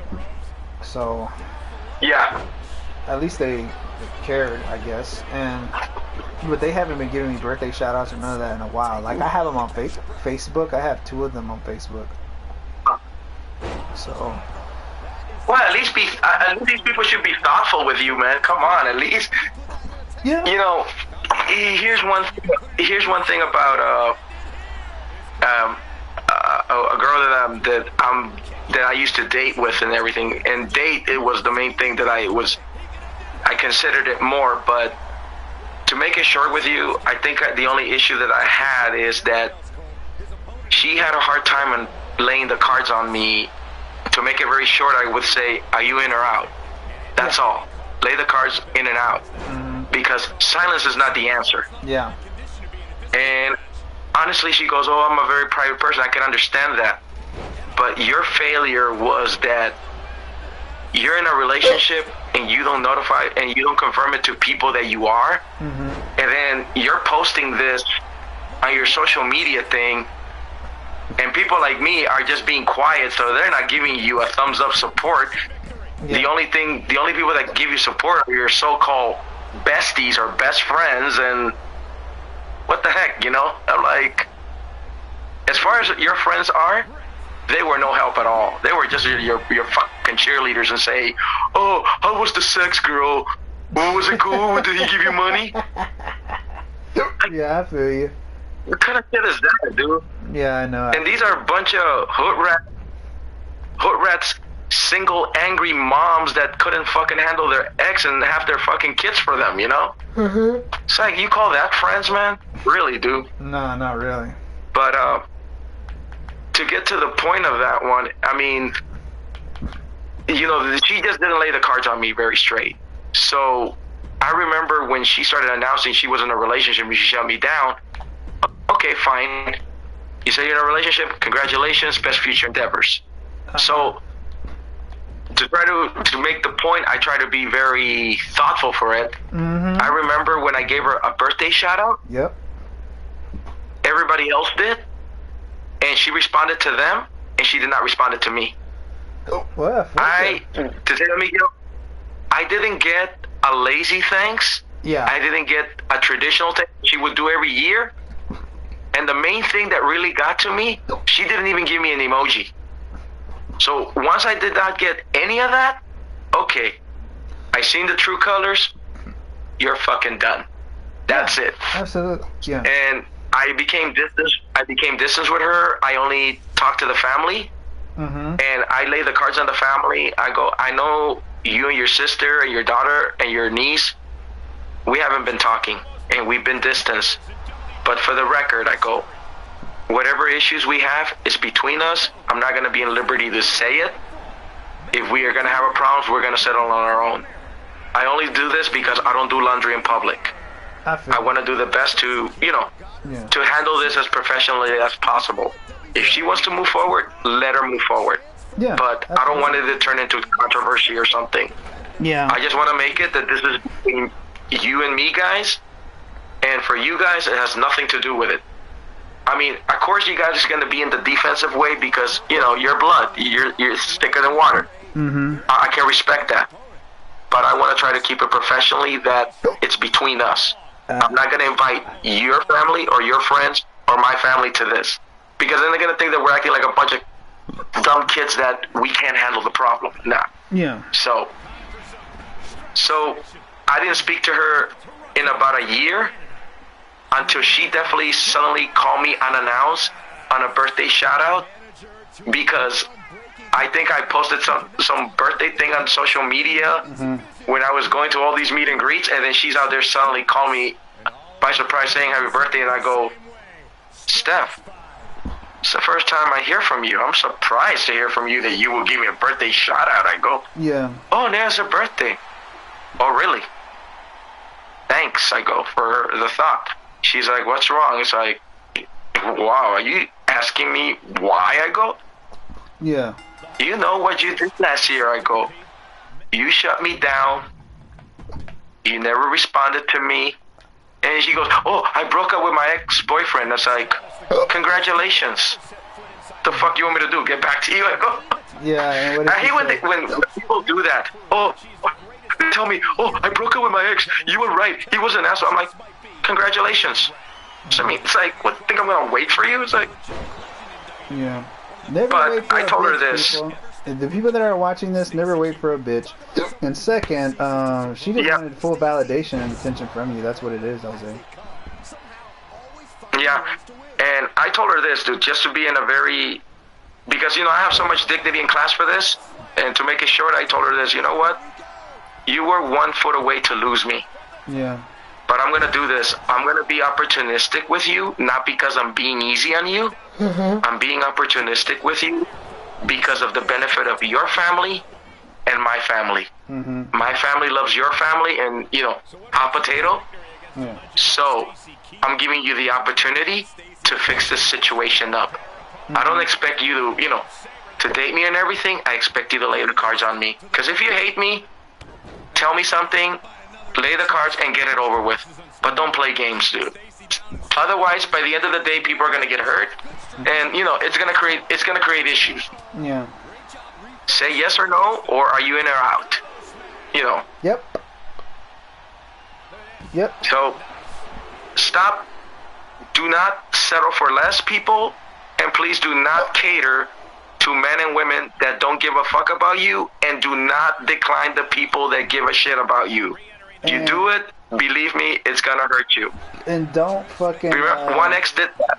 And don't fucking kiss any women's ass out there because they want you to bow down to them. I'm not trying to be a misogynist or hateful or anything. That is the fucking truth. Yeah. You guys are not being... You're not being a person or a boyfriend or a girlfriend. You're just being an opportunity for them. Exactly. They're only gonna go for the benefits that you have, So please don't take a punch for them if they don't take a punch for you. Exactly. So you guys need to know about that, dude. Don't settle for less.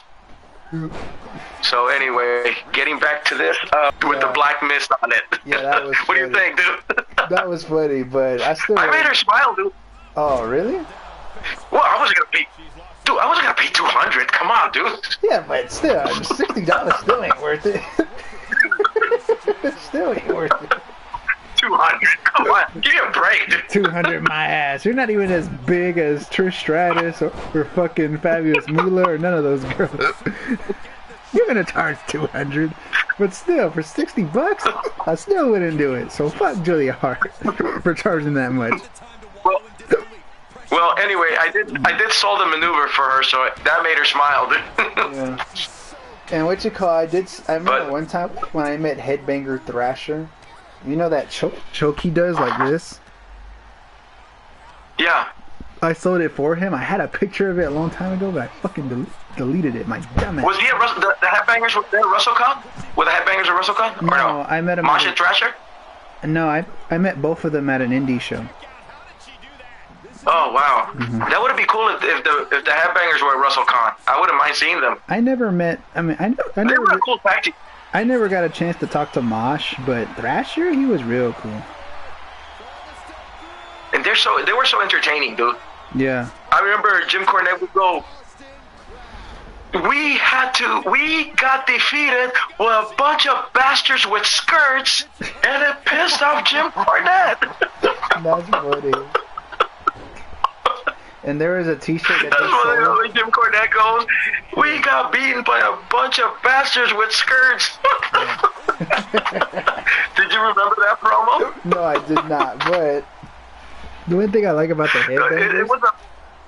It was a feud between the Rock and Roll Express against the new Midnight Express. The new one, you know. Yeah. Holly and Bart Gunn. Bart Gunn, yeah. Bombastic Bob and Bodacious Bart. Bodacious The new Bart. Midnight Express. Whose idea was the new Midnight Express?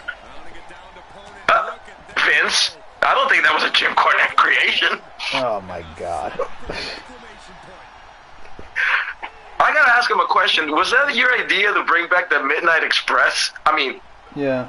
I know the original ones are not gonna come, you know? Yeah. And Bob Holly and Bart Gunn were a tag team. Yeah, the new Midnight Express. Yeah. The new Midnight. They were giving the NWA tag team titles that didn't mean anything in WWE Attitude, dude. No, it did not.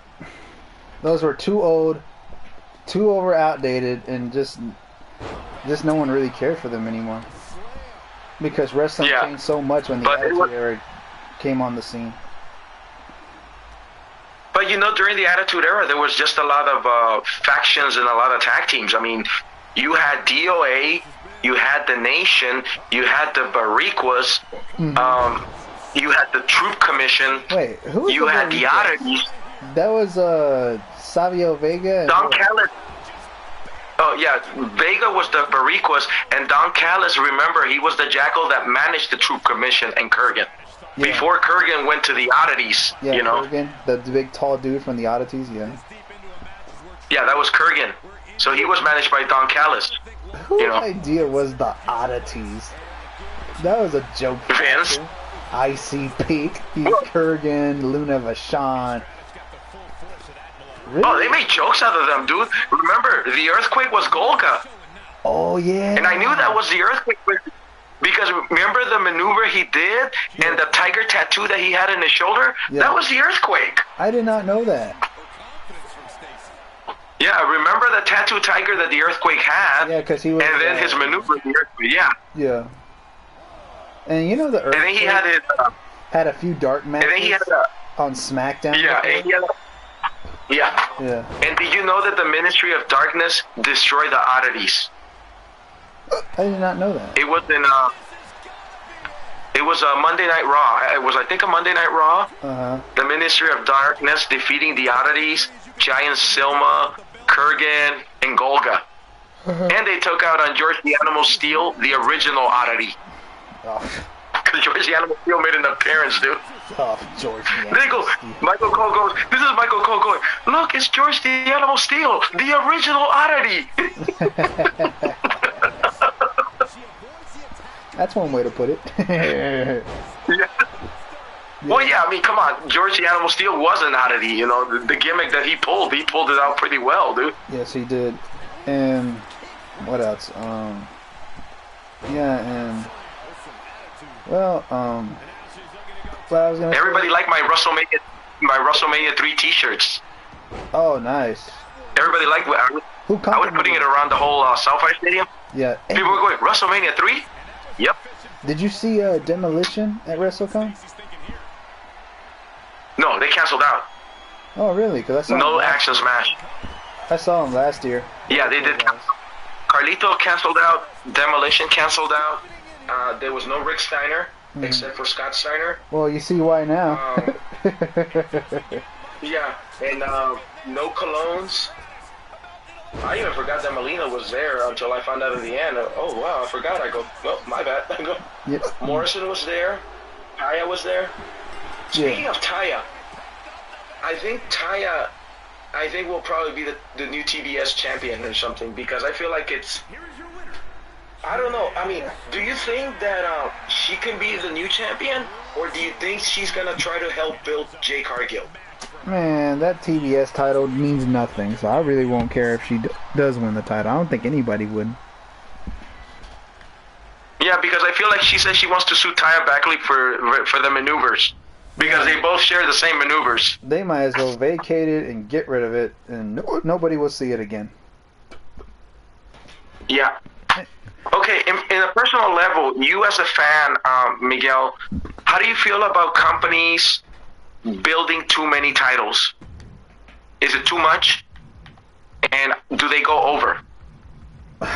Well, it all depends on what type of roster you have. Well, AEW does not have a good enough roster to have all those titles. So, as long as you have a good amount of people on your roster, then do it. But if you don't, then don't do it. I think that was the reason why they did cancel the Hardcore Champion and the European Champion, because you really didn't have, like you say, a roster to build it. You know. Well, they canceled the European Hardcore title. Holly. They canceled that because the European, they were bringing in the U.S. title, remember? So yeah. So the European title was retired, you know, and the Hardcore Champion was retired. I understand the reason why. In the U.S. But I think when Crack Holly was a Hardcore title, he put that Hardcore title over. Did you remember WrestleMania 2000 when he did that Hardcore Battle Royal? Yeah, I remember that. Everybody was winning the Hardcore title only for a few seconds. Freaking the Main Street Posse, the Headbangers, Viscera, the Posse, the Viscera, they all won it. Everybody did. Kai and Tai, yeah. You know? That was one of the most entertaining parts about that WrestleMania. And I think that's the only reason why they want to duplicate the 24/7. Yeah. They wanted to put it like Crash Holly. Yeah. I think the 24/7 belt was more defended than the other titles that we see now. That's the way I see it. Wait, say that again? My bad. I say that, you know, the 24/7 title was defended more than any other title. If you noticed it. Yeah. Okay. Somebody commented on here. Fresh news 24/7. Roman versus Solo at Backlash. It's Solo's award for tonight. Usos helps Solo. Roman blames Solo's. Usos attack Roman, forcing Solo to side with the Usos, ending the bloodline. I doubt that's gonna happen. No. And it's got a long ways to go if Solo will betray the bloodline later on, or if somebody from the bloodline is going to get kicked out from the family or something.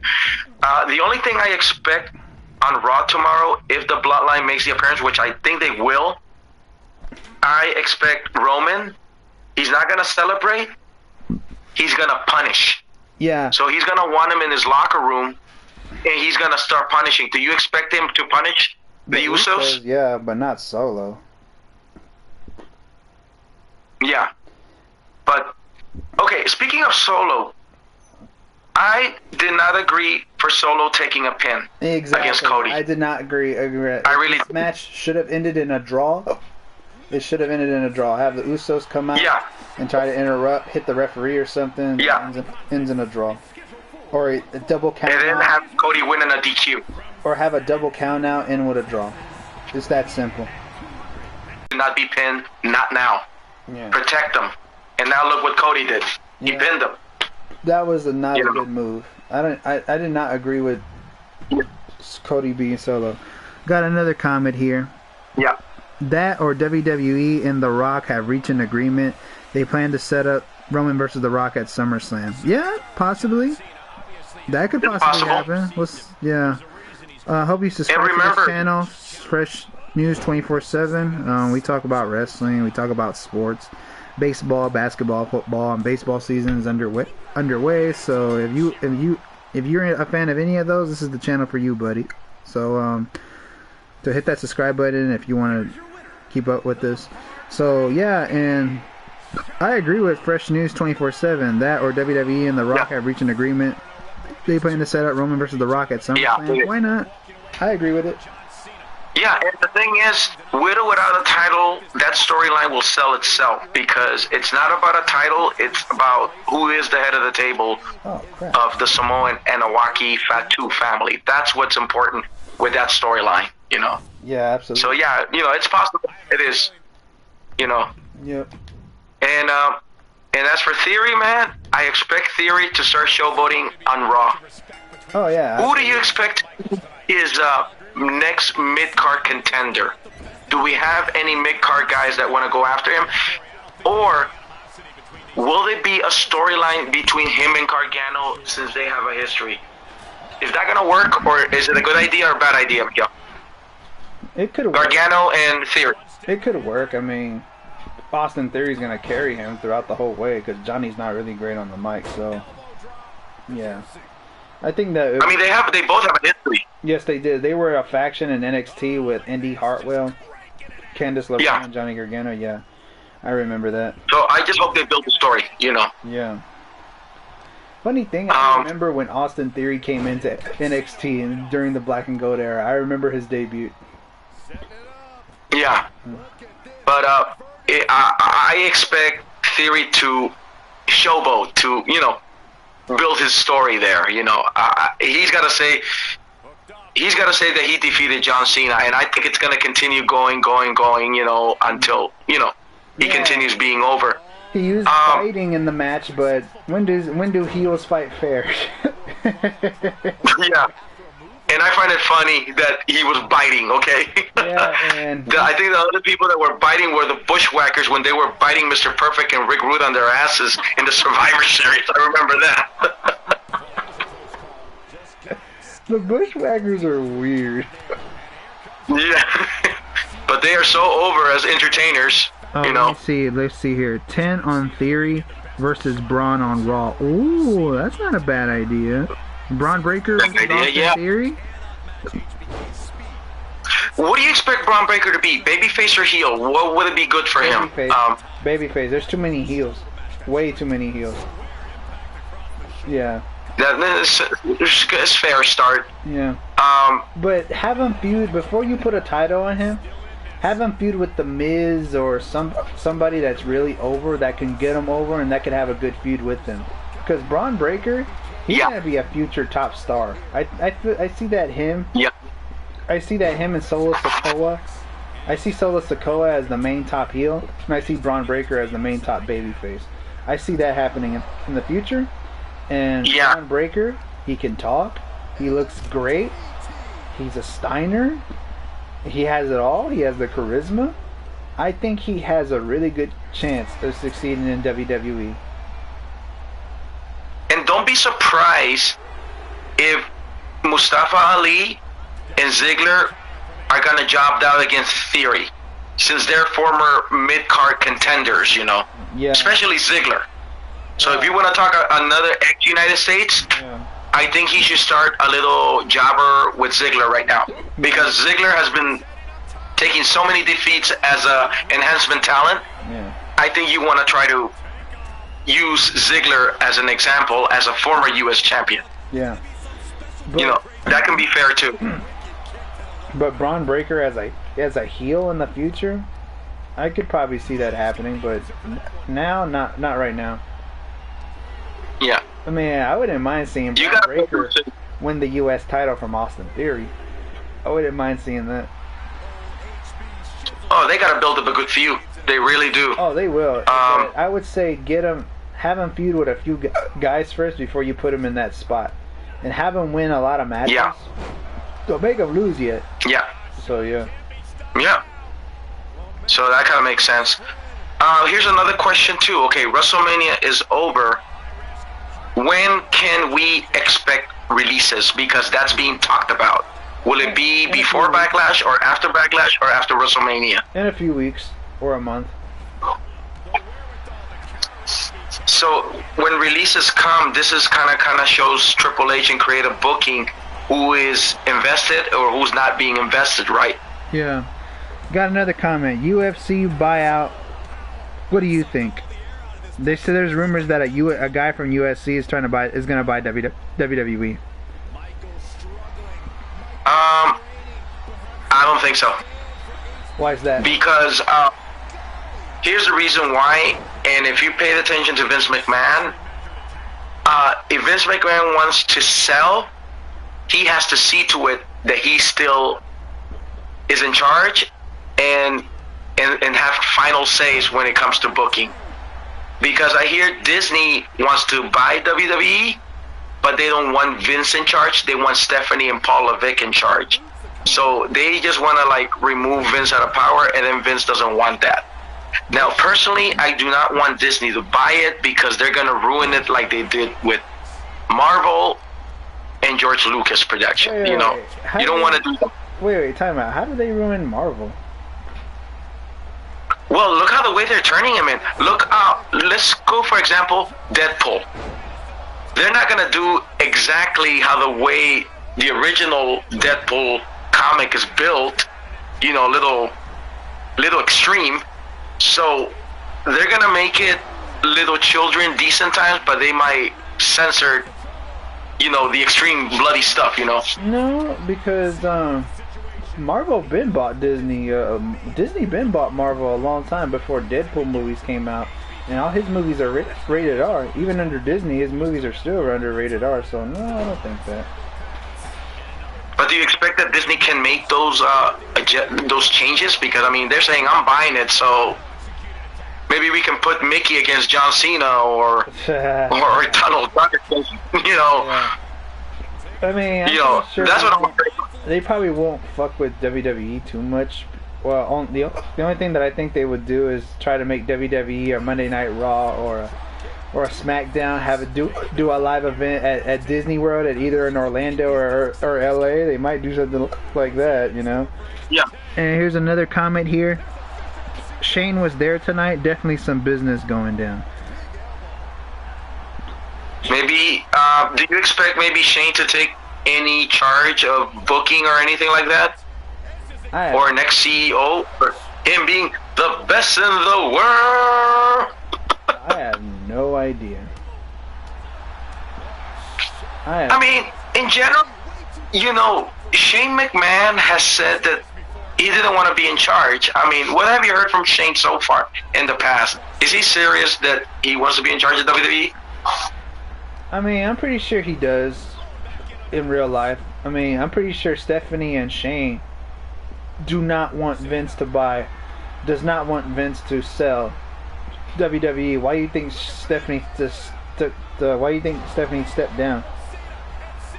Mm-hmm. Because her father's in charge. Her father's in charge, and fucking her father's in charge, and she doesn't. And I'm pretty sure she doesn't want the company to be sold to anybody else. I'm pretty sure she wants to keep it in the family, but who knows. Another comment. Yeah. Whoever buys would own the WWE IP, but I think all current higher-ups will stay in power. True. I agree with that, yeah. True, yeah. I agree with that, yeah. I mean, you didn't remove Nick Khan, and it'll be no surprise that Nick Khan will stay around, you know? Yeah. Because supposedly he is like the negotiator. They blame him for everything. They blame him for those releases. Bullshit, it wasn't him. Remember that? And besides, Vince loved him, so you're not going to get rid of Nick Khan. Nope. And Nick Khan is not there to... You're not going to get rid of... There's not there to make wrestling decisions or booking decisions or to release somebody decisions. That's not what he's there for, people. He's there to... He's there for their money. Finance. Yes. Yeah, he's a finance person. Yeah, he's not a booker or nothing. Just our talent relations, any of that. He's just there to work on their money. Yeah, Nick's big in the business. Circles outside wrestling. Yeah, that is true. Yeah, that's what he is. Yeah, that's true. And that's what a lot of these. There's no way they're gonna get rid of. There's no way they're gonna get rid of Kevin Dunn or Bruce Pritchard, because those are Vince McMahon's yes man people. Yeah. So no matter if Paul Levesque is trying, it's not gonna happen. You know. Yeah. All Or maybe Paul. I mean, John Laurinaitis was another issue. Or maybe Paul Levesque. Well, you know, Kevin Dunn and those guys. Maybe. I don't know. Well, you know, there was a plan that, you know, Paul Levesque was going to plan to, you know, have Kevin Dunn to be removed or retired. Mm-hmm. But unfortunately, due to Triple H's, you know, good words, he says he's not going to find a TV production guy like Kevin Dunn because there isn't like him. Even though that he may disagree with him, even he's cuckoo to the head, or either he's like the beaver who would. Yeah. There's nobody like Kevin Dunn that can do all that filming production than him. If there is, then yeah, he would have just retired, or Paul Levesque would have made the decision. Hey, you know what? You need to go. You know. Yeah. But Triple H admits that he can't find anybody like that. You know. Yeah. That can do all the TV programming, productions, and everything like that. Mm-hmm. So he can't find anybody like that. Well, here's another thing I want. And he knows it. Oh. Here's another thing I want to bring up. I see people posting on that group chat that went on. They're saying that Roman's going to be at home for 6 straight months still as champion. How do you guys know that? Wow. That's my question. How do they know that? You think he's going to be at home 6 straight months with the belts, hogging the titles? I don't get it. And here's one thing that the group chat said, that Sunday at WrestleMania is where the bloodline dies, and I did not agree with that, guys. I stuck to my guns in the beginning, and I know Miguel did. Yeah. Well, Roman will retain. I did kind of got a little feeling. I said it was 50-50, and everyone was saying that the bloodline was going to die, and I was like, I don't know about that. Yeah, that was the word. We always told everybody, we don't know about that because there's a story. Yep. Story. And these smart mark podcasters that just liked indie wrestling, that wanted their indie darlings to win, they don't understand that. You can't. I mean, nothing. For the record, guys, nothing against Cody. We love Cody. Oh, same. But it's not the time. Nope. And people need to understand that part. You know, I mean, there is a story, but right now he's not the guy doing this. You know what I mean? No, he's not. I mean, Cody, but Cody and Roman did put up a good match tonight. ¿Quién es ese hombre negro que peleó con él? Ese hombre que no quiso pelear. Give me a minute, guys. I'm gonna unplug the mic right quick.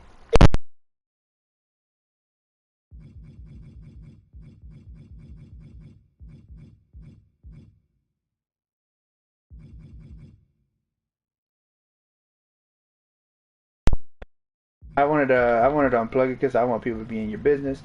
And I heard you guys were talking about Omos. Yeah, she told me about Omos about it. I just told him who he is. So she's my family's DVRing their WrestleMania right now. Yeah. I just told him enjoy the show. I'm not gonna tell you anything. Yeah, I feel you. Okay, another comment. Enjoy the show, I told him. Yeah, another comment here says, will we reach War Games Bloodlines versus Zayn, Cody, and Brock Lesnar? Nah, Brock Lesnar and the Bloodline feud, that's over. That's over. No, that's not going to happen. Yeah. Yeah.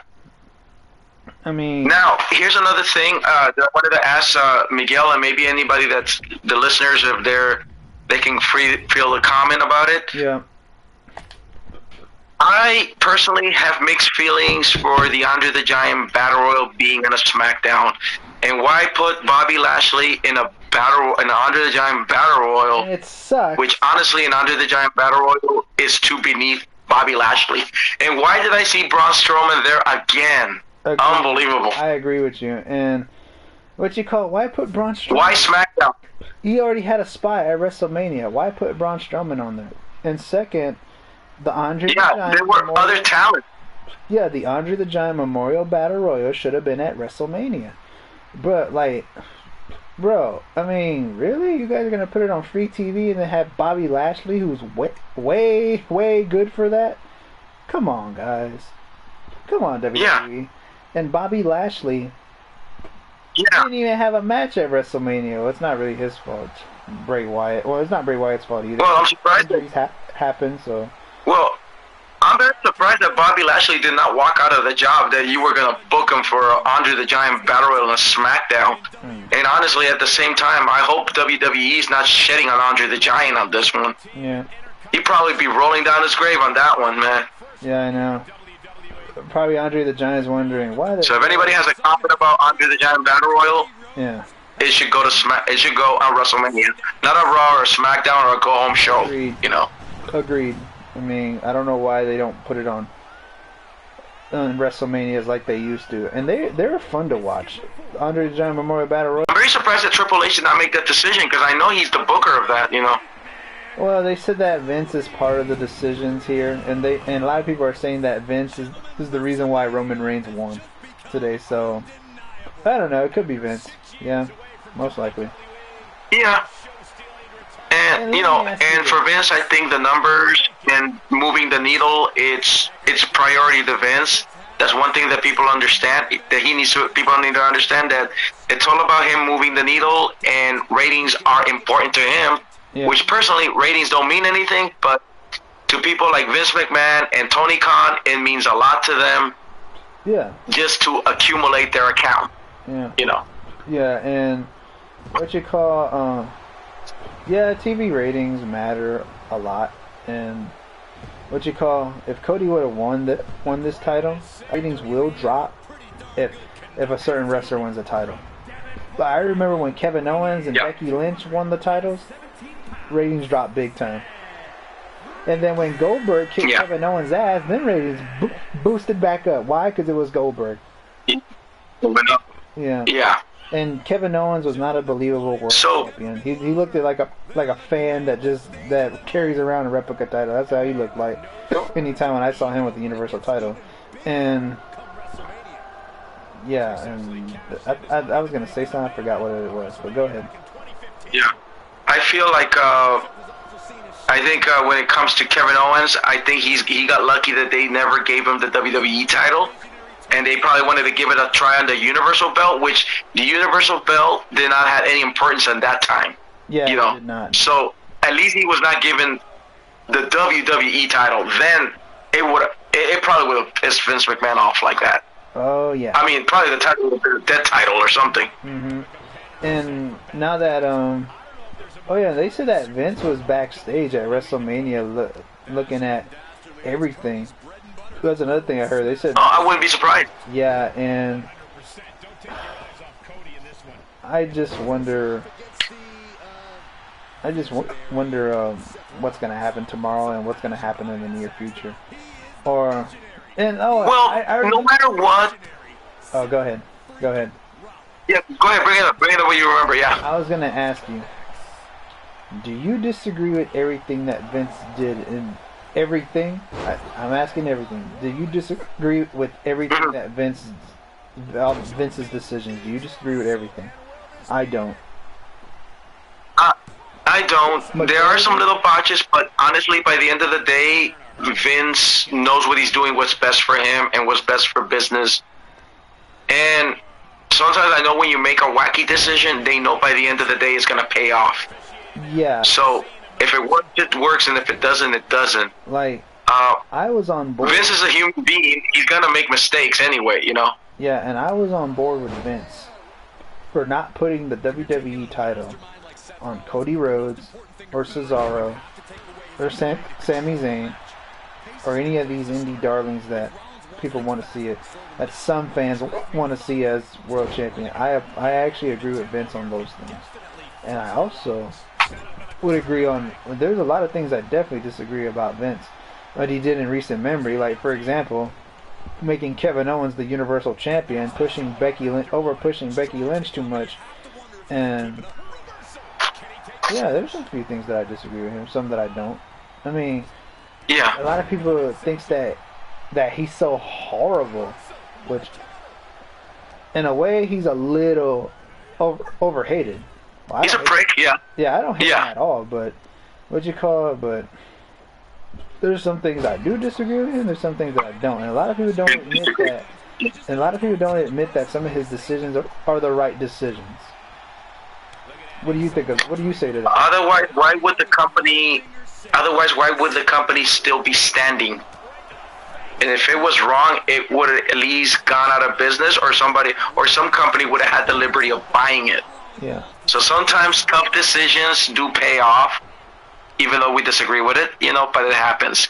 You know, people have to look back that there's so many talents that put Vince McMahon over.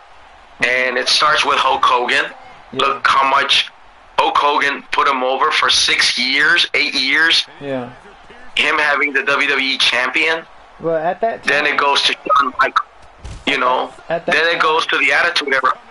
Yeah, but during those days, that's when Vince was actually not the bad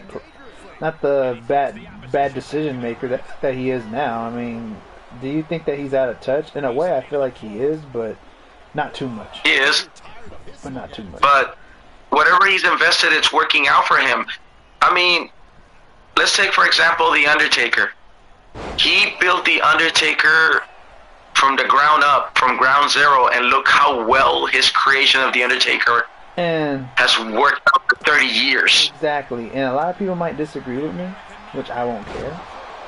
I don't know if you're going to disagree with me, but Vince McMahon is pro wrestling.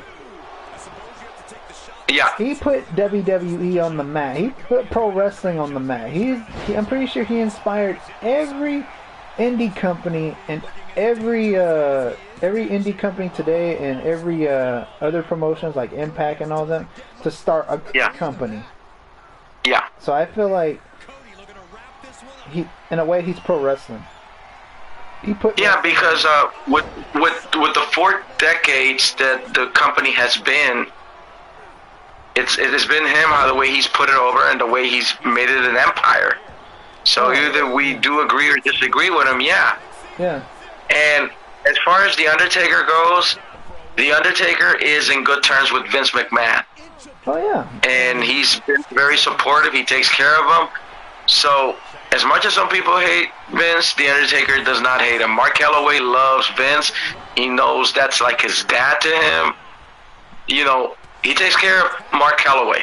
And you know who else? He takes care of John Cena. You know and now he's going to take care of Theory, you know? Mm-hmm. Oh, Austin Theory's the only guy that's happy that Vince McMahon is back.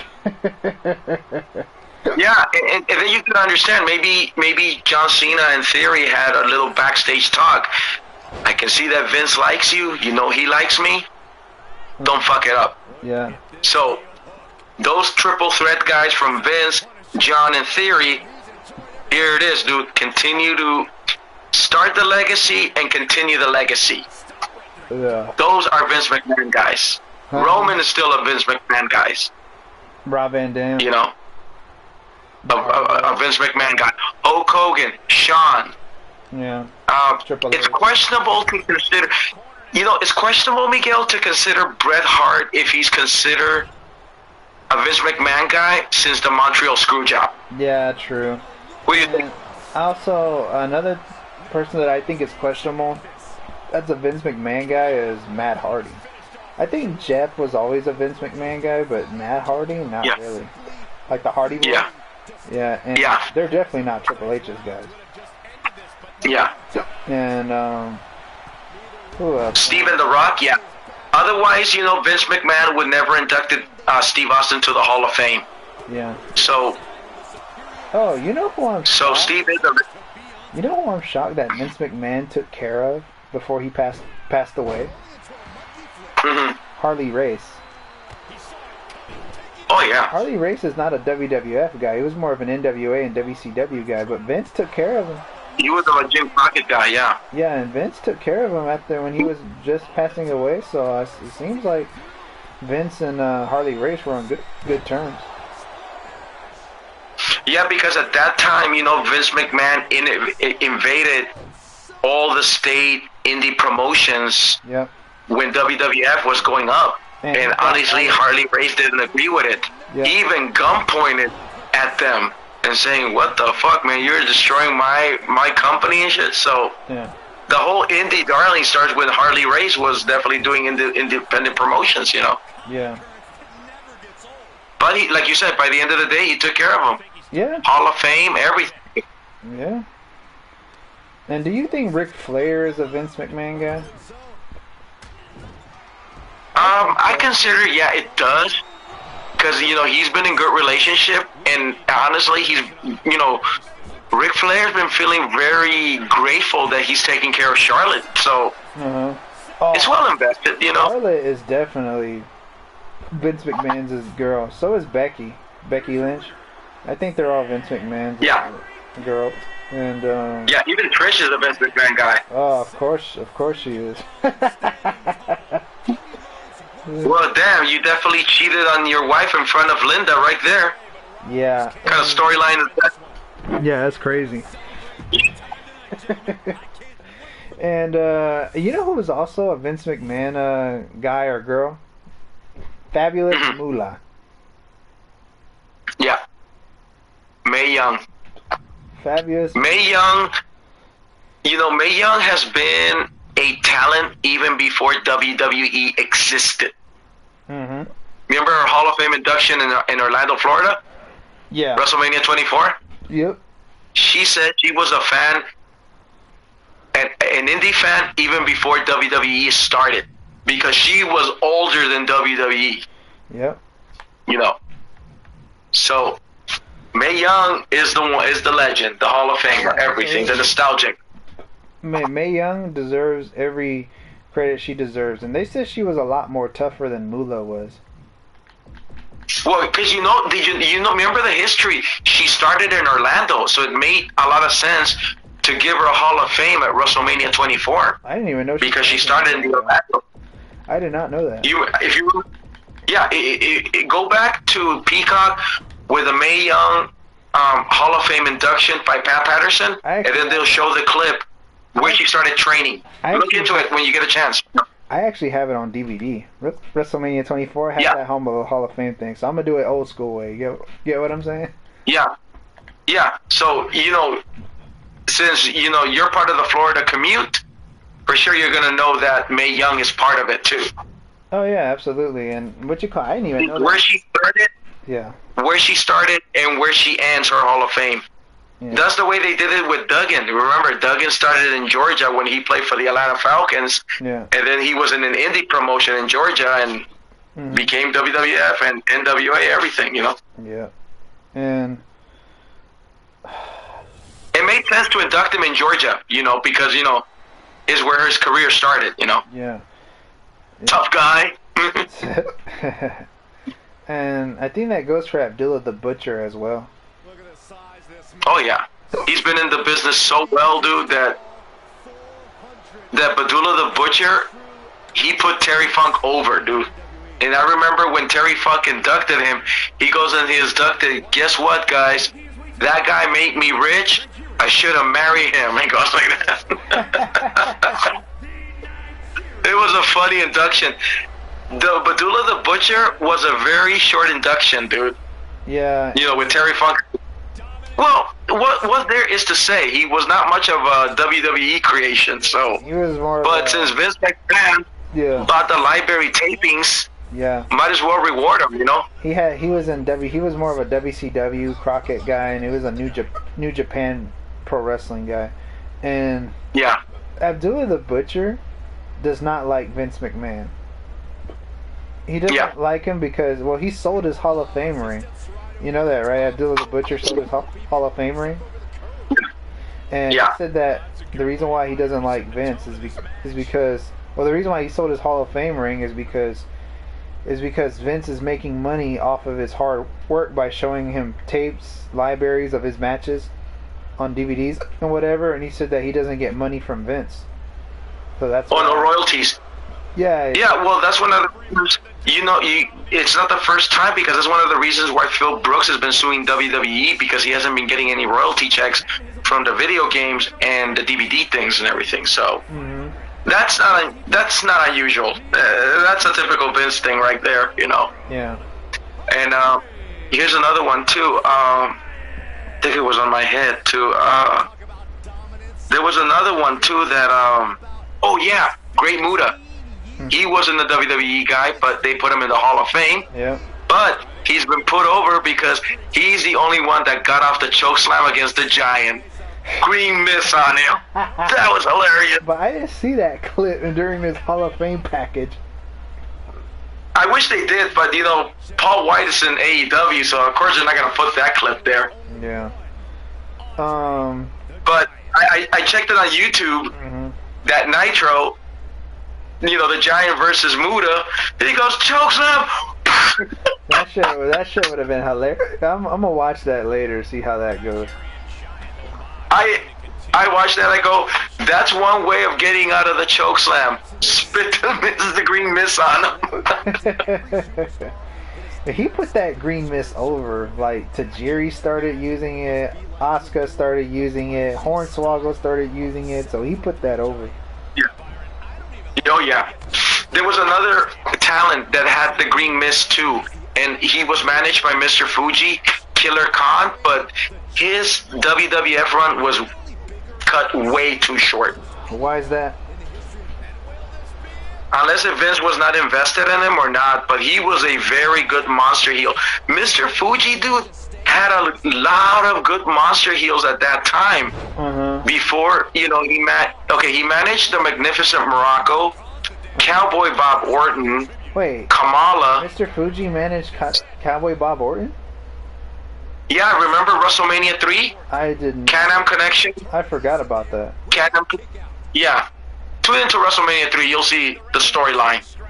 But honestly, it was very weird too because Morocco and Cowboy Bob Orton and the Can-Am Connection didn't have a story. They just gave the Can-Am Connection, how do you call it, a debut. That's how that match turned out to be.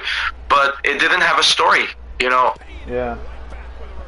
And the only reason why the Can-Am Connection broke up because Tom Zink had mixed feelings that he thought he was going to get a WWF title, and for him being a tag team was never part of his plan.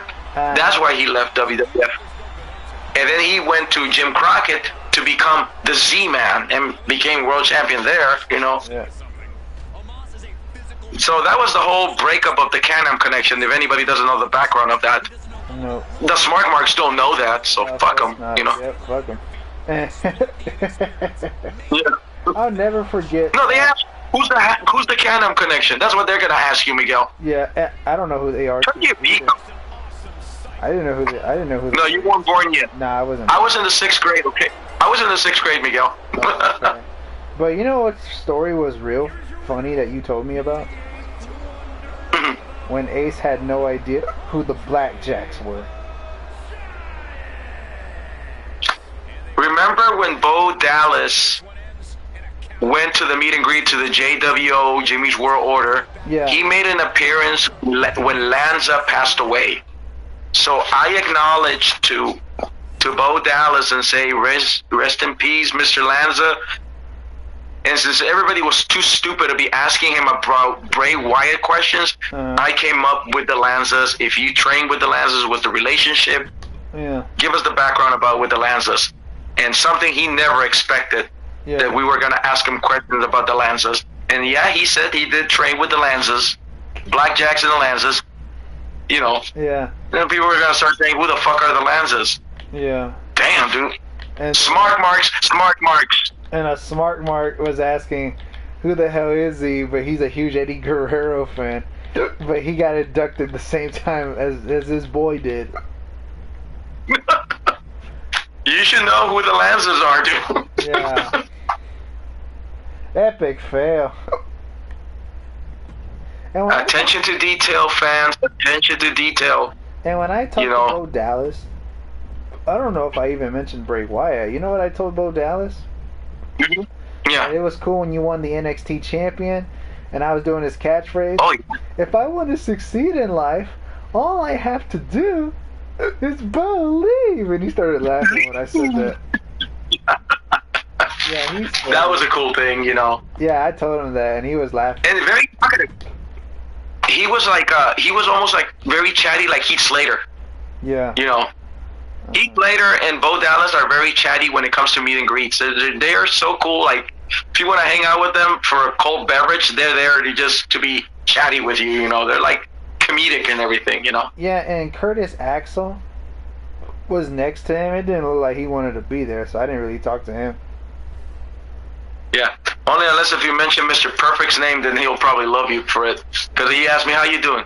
Oh, perfect. I'm going to ask him about, hey man, remember when you won the Intercontinental Champion from Big E, I think?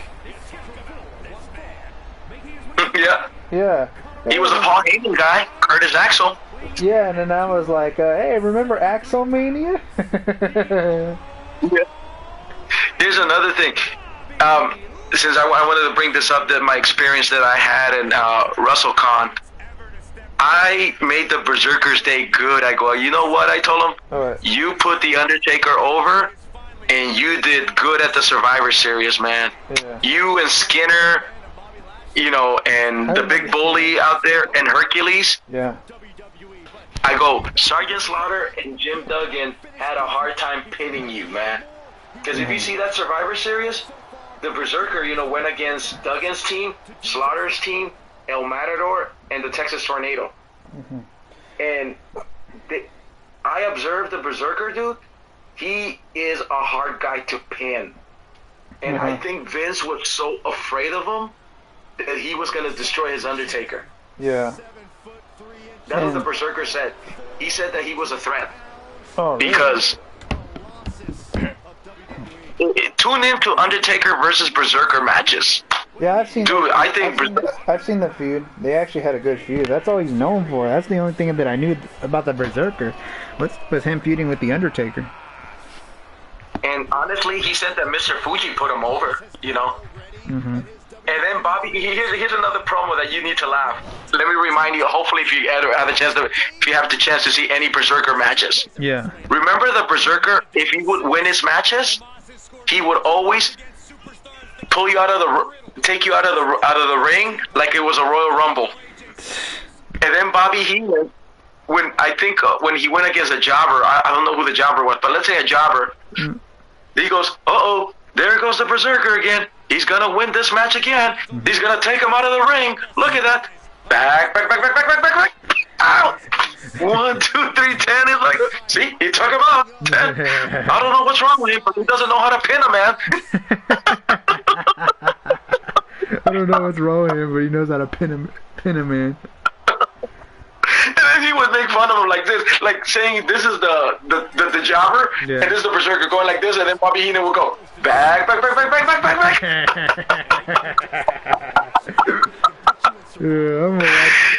gonna check out more. Check Berserker go look into Berserker matches, man. Yeah, I'm gonna watch that, and I'm gonna clip it, and I'm gonna send it to you on Insta or YouTube. What made me laugh? Do a Bobby Heenan back. And I do remember. It was so funny. I do remember him trying to stab the sword on the Undertaker.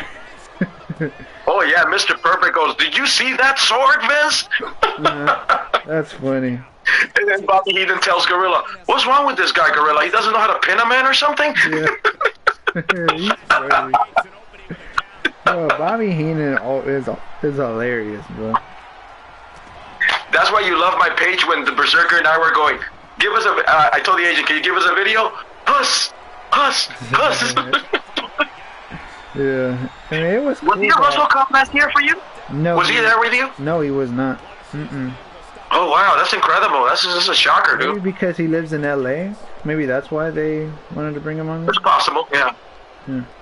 Well, I made his day, dude. Honestly, dude. Like, once I gave him the compliments of the Survivor Series and the Undertaker feuds, that kind of gave him day, dude. Yeah, I'm gonna tell him about that when I see him, because that's the only thing I know him for. And I mean, they were bringing in people from Dallas that was there. Like, was Jacqueline at WrestleCon? At your WrestleCon? No.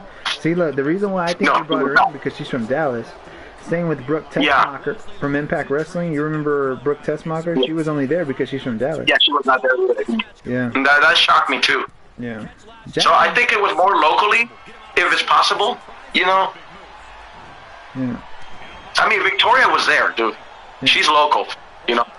Yeah, Victoria was at my WrestleCon. I wish I got a chance to picture with Tori Wilson. Fuck. And then you gotta understand, the Usos live in San Francisco, you know? Really? Even though they have a second house in Florida with Naomi, because, you know, Naomi lives in Orlando, too. Yeah, she lives in Orlando. So, I mean, the Usos and Naomi, they kind of hot potato their houses, you know. Yeah. From Orlando to San Francisco. Yeah, and I think you know, Roman lives up in the very up north of Florida. Doesn't he live in Pensacola? Yeah, Pensacola. If I'm mistaken. Yeah, Pensacola is like 6 or 8 hours away from me. All right, that's what I thought. If he lived in Pensacola or something like that. If I'm mistaken, I don't know. Pensacola is a nice area. Yeah, I think I've seen like pages of it too as well.